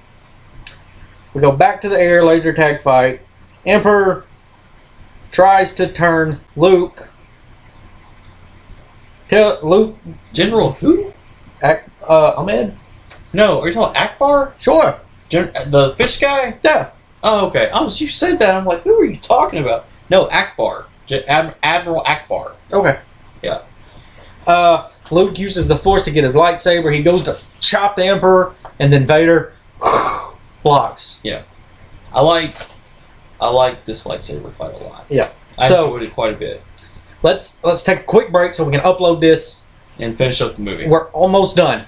Yeah. We got like 3 notes left, and then my overall review, and then a few more minutes of shenanigans. And then we're done. And then we're going to be done. Yeah. So hang around. Again, it's going to seem like a blink of an eye to you, but it's really going to be 20, 30 minutes. Yep. All right? And all right. 3, 2, 1, break. Back again. Back again. For the dramatic ending to the greatest movie of all time in some other universe. I was really about to slap you. You should know me better than that. So I don't really remember where we left off. We're at the big battle, man. Like the Rebel Alliance has shown up, and they're engaging the Death Star, and then it's a trap. It's a trap, and Luke is fighting Vader, and I like this fight. I think I like the fight between Luke and Vader in Empire better, but it's not by much because this fight is really intense, and I like that. I like it a lot. I believe it didn't last that long, though. No, it didn't, and that's why I like the one in Empire better, honestly. Okay. But it was a very intense fight. So, let's see. Luke tells Vader he's not going to fight him after he knocks him down. Yeah. Vader tries a cheap shot. Yeah. Luke blocks him. Luke fights, and knocks him down again. Chops Vader's hand off. Then stops and refuses to kill him. Vader realizes he has a daughter, and he goes full villain mode, and he's like, oh, well, maybe I'll turn her to the dark side. And then Luke, for a brief moment, turns to the dark side and just unleashes all his hate and anger on Vader, and that's how he's able to chop his hand off. The whole time, the Emperor's saying, Luke, unleash the anger, turn to the dark side. Be mean for once. Turn to the dark side. The dark side has cookies. So, then we cut back to the jungle. Wait. Welcome to the jungle. You've got to word that differently, man. I don't want to think about Guns N' Roses. I don't like Guns N' Roses. Sue me. I don't like Guns N' Roses. I've done got so lost in my notes. Yeah. Vader does the cheap shot, flippity-doos. Flippity-doo-da-day. Back to the jungle. Han opens the door to the base and captures the stormtroopers. They set the charges. They blow up Set the the base. chargers. Back to Luke and Vader. Luke still refusing to fight. They do more space talk. Vader reads Luke's feelings. Learns he has a sister. You didn't know you had 2 kids? He didn't. He really didn't. How do you not know? Well, you'll find out in the prequel trilogy. Jesus. Sorry. So I'm just saying, like he genuinely didn't know. So then the Emperor attacks Luke using the same magic that Winifred Sanderson used in Hocus Pocus. The finger lightning. Actually, I thought the Sith lightning was pretty cool. I've always liked that. That's all it reminded me of. I didn't have anything against it. But yeah, it looked really cool. Like, it again, that's part of that menacing thing that they really should have done more with the Emperor, but they didn't. They just had him sit in a chair and be like, "I have foreseen this. I've foreseen that too. Yeah. Be evil and turn to the dark side, Luke. Sparkly fingers. You want to keep on? I'm done. You sure? Yeah. Sorry, that was my bit. Sing a Kiss song in that voice. Let's put the X in sex. I want to rock and roll all night and party every day. I'm really glad you agreed to do that. I am too. I would do a third Kiss song, but we got to finish this up. Yeah. I don't even know where to go from there. I really don't. This is why I'm the co-host. That's right. Because I bring the gold. Sometimes. Actually, I think I'm more the co-host because you more lead to everything because you're smarter than I am. I wouldn't say that. This is your brainchild. This is a 100 gig, buddy. Okay. So Vader as the Emperor is sitting there finger lightning Luke. Vader's sitting there and breathing. Yeah, because again, respirator. Yeah, Vader then with a surprise, and I gotta be honest, I called this as soon as Vader was sitting there, and Luke's calling for help. I was like, oh, Vader's gonna help him. Yeah, he's like, Father, help, yeah. Spoiler alert. So, I have a major problem with this scene. Well, hang on, we're almost to the end. We're here. We're almost there. When Vader does it, but when he helps him. Yeah, he throws the Emperor into the space tunnel thingy. In your version, he yells, "No!" I hate that. Is there another version? The original version, he doesn't say anything. It's a really powerful moment, man. There is no words spoken. Vader is literally looking at his life split in two. He is literally realizing all the evil he has done as a Sith Lord, watching his Sith Master barbecue his child in front of him, and he is coming to terms with everything, and it's a powerful moment, and he's like, you know what, screw it, let's just yeet the Emperor into a hole and be done with it, and he grabs the Emperor, and he doesn't say anything, he yeets the Emperor, yes, I said yeet, this is my podcast, you just leave me alone. He yeets the Emperor into a hole, okay, and it's done.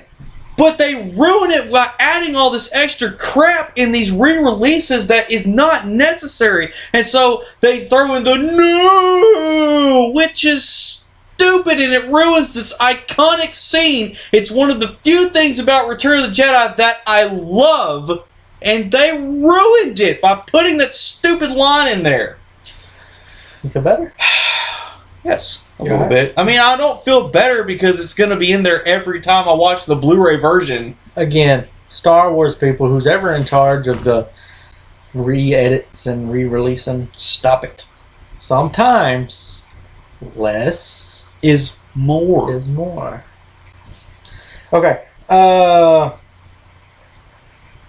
Throws him in the space. We go back to the air as Lando was calling shots to attack the Death Star and get away from the other bad guys. We go back to Luke and Vader, who are trying to escape the Death Star, but Vader is weak and can't go anymore. Vader asks Luke to take his helmet off, and Luke does. Yeah. So, which was another powerful scene, but thankfully they haven't ruined yet. I don't know what I was expecting. I don't know what you were expecting either. But I felt kind of let down. Really? Like, I was because you remember in the last movie they showed the back of his head. Were you expecting something more tougher than what you got? Yeah, because of the scars, right? Yeah, a little more mangled, a little more, Yeah. I was but it was just a bald white guy. Who looks sickly, right? Who plays a harmonica. It does look like he's playing a harmonica. He looked like, The guy from Hellraiser, just without the needles. So, I mean, the thing about Vader is he was a sick, dying old man. The only thing keeping him alive was that armor. Yeah. And you really see that, like, the person he really is. He's not this cold machine. He was a human being. And like I said, fortunately, they haven't ruined that moment for me. Because that was another thing that I really loved about that movie, was that one little moment with eye-to-eye contact between Luke and his father. So, fun movie goof. As Darth goes to lay down because he's dying. Yeah. They had a shot from, like, the top side of him. Yeah. Looking at Luke. Mm-hmm. In that shot, his little harmonica thing is not there. I don't think I've ever noticed that. I've never paid it because I'm too busy looking at the face to notice the Vader's mouth thing. He's not there. Really, I'll have to look at that again. Mm-hmm. Yeah, I've never. And I've watched this so many times. I've never paid attention to that part. So, but then again, I'm the same dude who put a typo on the back of his own coloring book, which I fixed. It's the format. I fixed the typo, and KDP approved it, and so now when you order, it's typo free. Yeah. So Vader tells Luke to leave and save himself, and that he was right about him. He does have a good heart. He does have a good heart indeed. We go back to Lando and the air fighters as they destroy by hitting the main reactor. Lando says, "Yeehaw!" Yes, he does. I forgot about that. Again.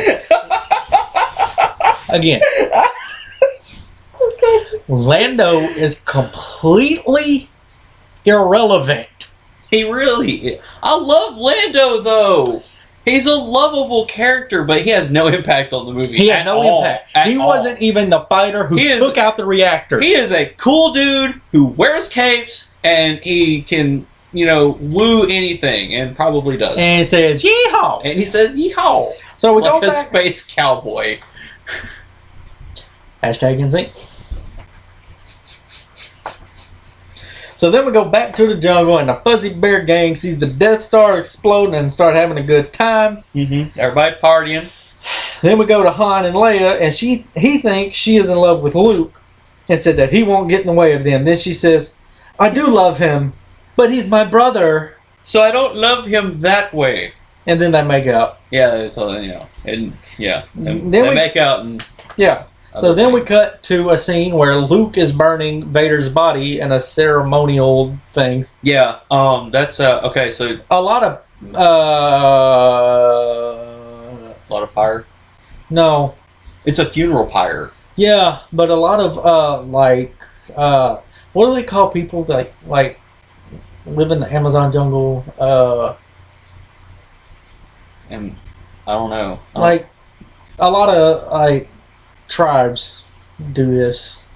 Well, I know, if I remember right, that was like a way Vikings would bury their dead. Yeah, was they would do a funeral pyre. Yeah, something like that. But in the prequel trilogy, you see the same thing happening with the Jedi. That's actually like a Jedi thing. That's how they typically bury their dead.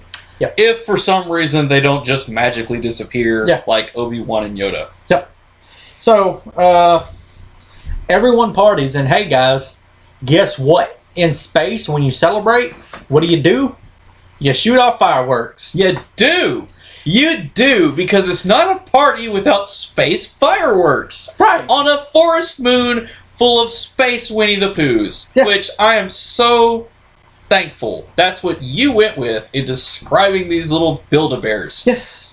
For real. Speaking of Winnie the Poohs, the Fuzzy Bear gang, they're seen drumming on Stormtrooper helmets. Yeah.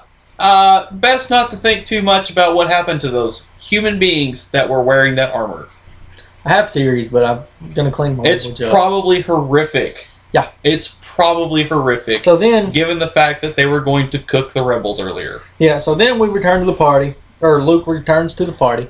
He hugs his sister that he's already made out with. He shakes... Just the one time. He shakes Han's hand, and then he turns around, hero shot, hair flowing in the wind, and he sees images of Obi, Yoda, and wait for it, dramatic pause. Drum roll, please. Anakin Skywalker. Woo! Now, this was a confusing thing to me. This was a change that they did because, again, you haven't seen the original release. You're seeing these new versions. You're seeing the young Anakin Skywalker played by Hayden Christensen from the prequel trilogy. You're not seeing the original actor that you saw die in the Vader suit, but look like a normal person as a Force ghost. Well, I imagine they went back to him before he was doing the dark side. That's wow. That was the exact reason why they made that decision. It's not rocket science. Well, no, it's not. It's just, I mean, this whole time you're like space this and you know, gibberish that, and I'm just really surprised you came to that conclusion. I'm really proud of you, Tyler. That's awesome. But yeah, that's okay. I'm just saying, like, I get why they did it, but it's just one of those things where, like, honestly, dude, not a lot of people understand that. Like, Well, I mean, for real, in the Star Wars community, I've been a part of a lot of Star Wars groups on social media, and a lot of people have asked that question: why did they change the original old guy Vader for the young guy Anakin? Well, remember, Anakin was his father, not Darth Vader. I'm really impressed that you understand that. That's like, You Star Wars nerds can't figure that shit out? I'm sorry, I cursed. you've cussed a couple of times, but actually, this has been, you know, I wouldn't even call this PG-13. But It's really good. I mean, as soon as Applaud this man. again, listen. The biggest problem I've had with all three movies, Like together. yeah, Okay. predictability. Yeah. I know what's going on, and here's why I'm going to go on a rant. I'm not going to say Thank God you've been going through notes and you haven't really ranted that much. I'm not going to. I've ranted more than you. Yeah, I'm not going to say all Star Wars fans. Because I don't fall in this category. I'm going to say a good chunk of you like to pretend you're smarter than everyone else because of this movie, this franchise. Don't tell me there's not those people, because there are. It's not a hard movie to follow. There's a bunch of spacey nonsense bullcrap talk. And then it's just a standard action sci-fi movie. It's hard to the first one, and this one especially, was hard to follow, not because it's smart, because it's boring AF. So, you know what? I'm going to touch on that. That's what she said. Jeez.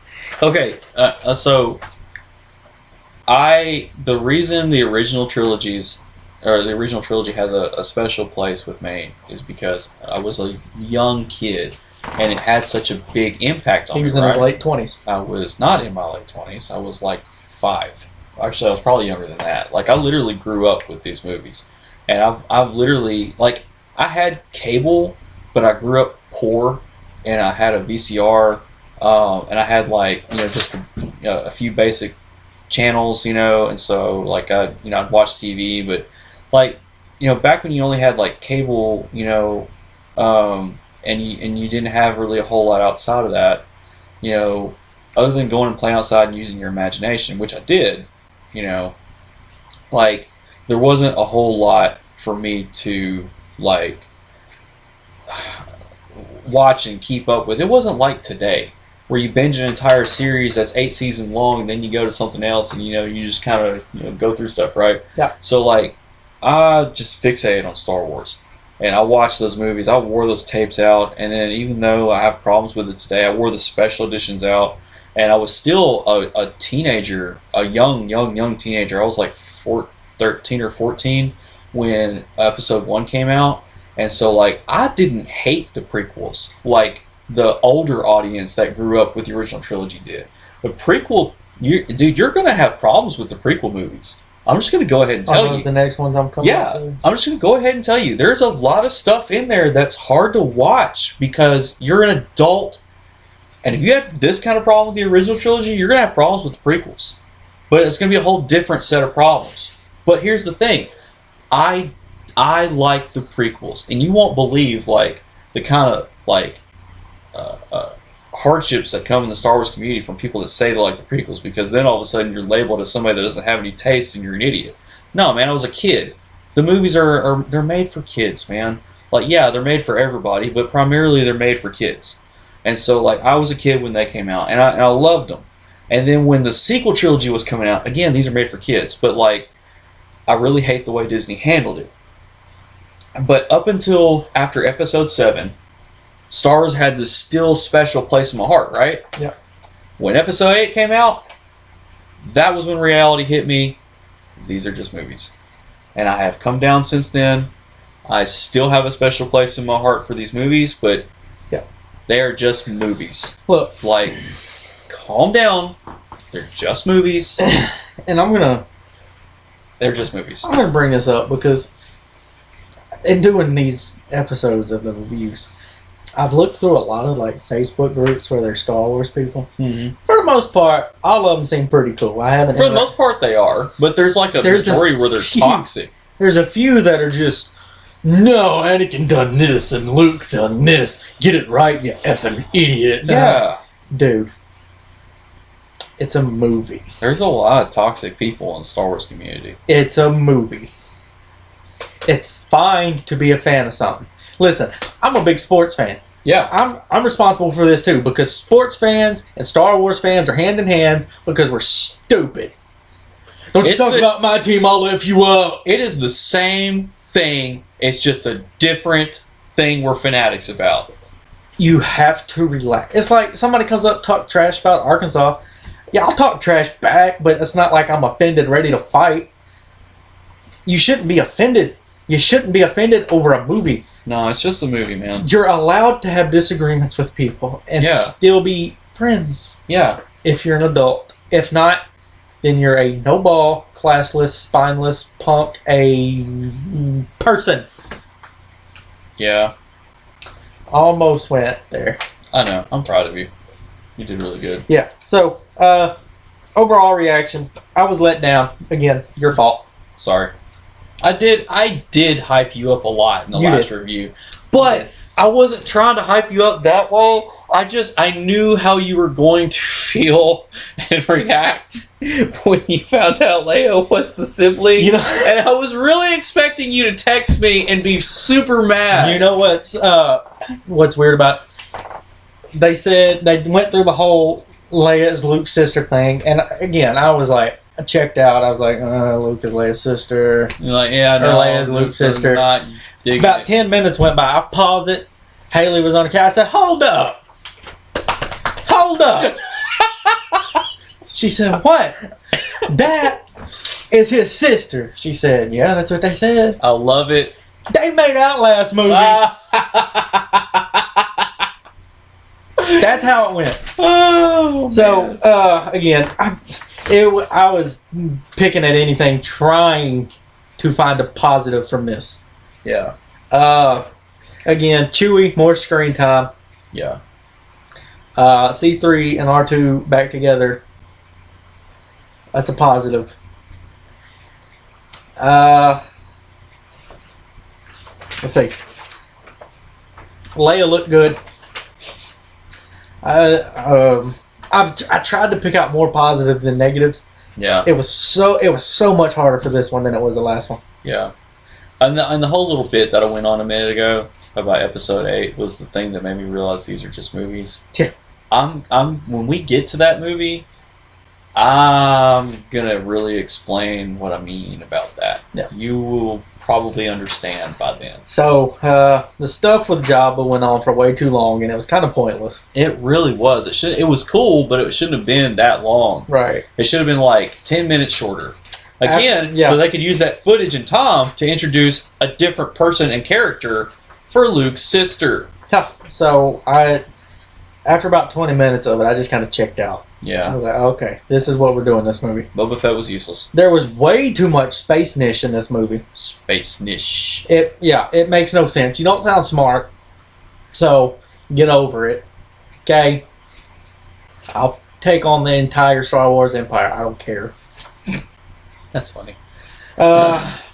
Again, for the third movie, this being the third movie in the process. Yeah. We've already talked about it. You disagree. I felt like the visual effects got worse. Yeah, and that's okay. We can agree to disagree. That's fine. We're adults. Yeah. This was my big thing, and it drove me nuts. So every 30 seconds in this movie, there is talk of someone turning someone. Everyone says it. We got to turn him to the light side. We got to turn him to the dark side. He can be turned. He can be turned. He can be turned. He can be turned. Shut up. After the first 2 times, we got it. This is lazy bullshit writing. George Lucas, you ought to be kicked in the nuts. Go F yourself. Learn how to write a better movie. Quit being bored just because you made your millions.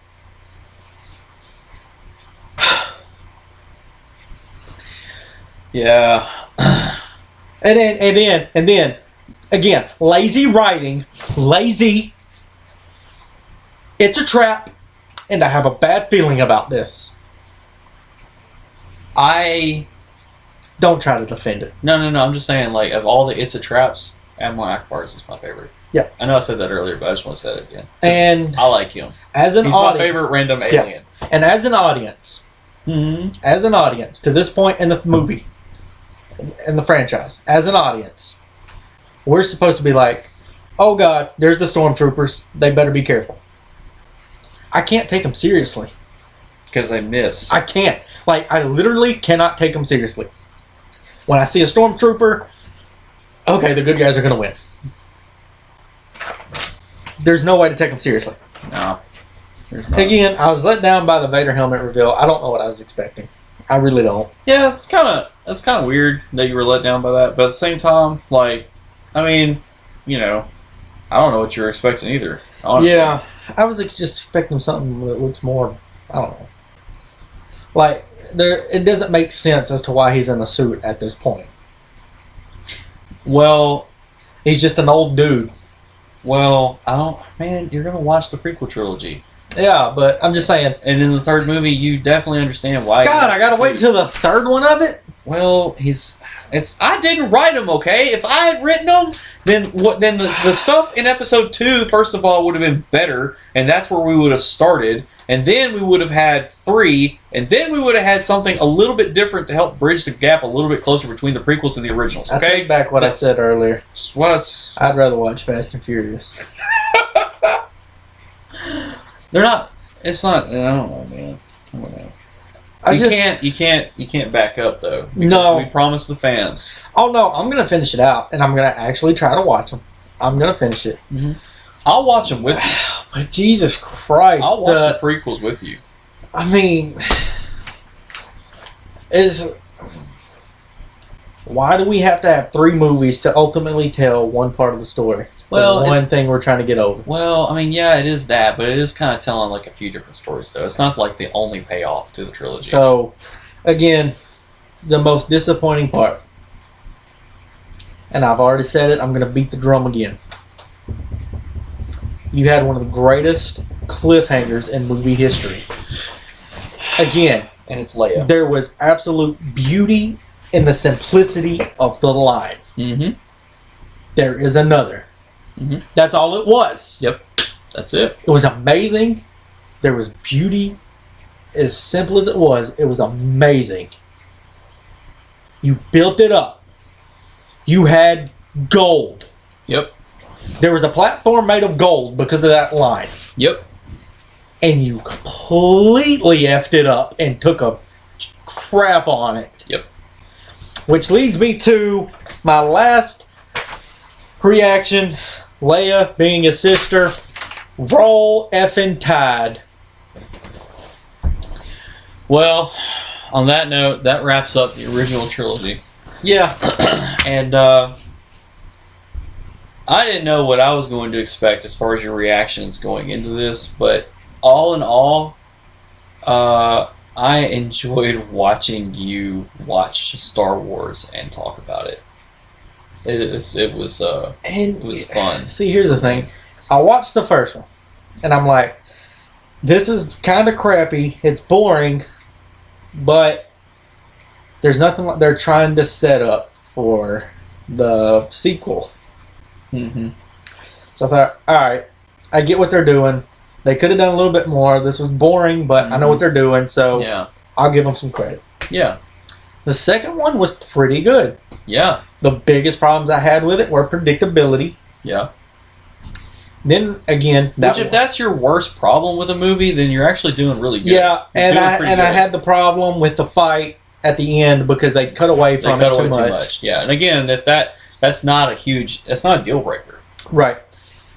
And then this third one. Mm-hmm. This third one. Mm-hmm. You've had two movies. You had one that was, eh. Then you had one that was, all right. And again, that one line, I was hooked. I was actually excited for this. Mm-hmm. I was excited for it. I was looking forward to it. Sorry for overhyping you. I said, damn, I gotta watch this. Mm-hmm. And 30 minutes in, I'm like, shit, this is what we got? Yep. This is what we got. Yep. And what is a 2 hour and 14-minute movie in 37 seconds? I know. Yep. Because I paused it several times. Took me almost 4 hours to get through. Because mentally, I was checked out. I could not get into this movie. Yeah. I mean, again, more Chewie, C3, R2 back together. Awesome. Love it. Yoda, the most interesting character, you kill off. You have him on screen in this one for 5 minutes, then you effing kill him. I don't know. I gotta be honest. I'm glad that after this one, we're gonna take like a 1 week break. Forrest Gump. We're gonna do Forrest Gump next week. Forrest Gump. I have to take a break from Star Wars. Mm-hmm. I've got to take a break. And that's okay. That's fine. We're doing Star Wars. We're gonna do Forrest Gump next week. Forrest Gump. And then the week after that, you're gonna do the prequels. Yeah. But after the prequels, you're gonna take 2 more weeks of doing other stuff. Yeah. Other movies.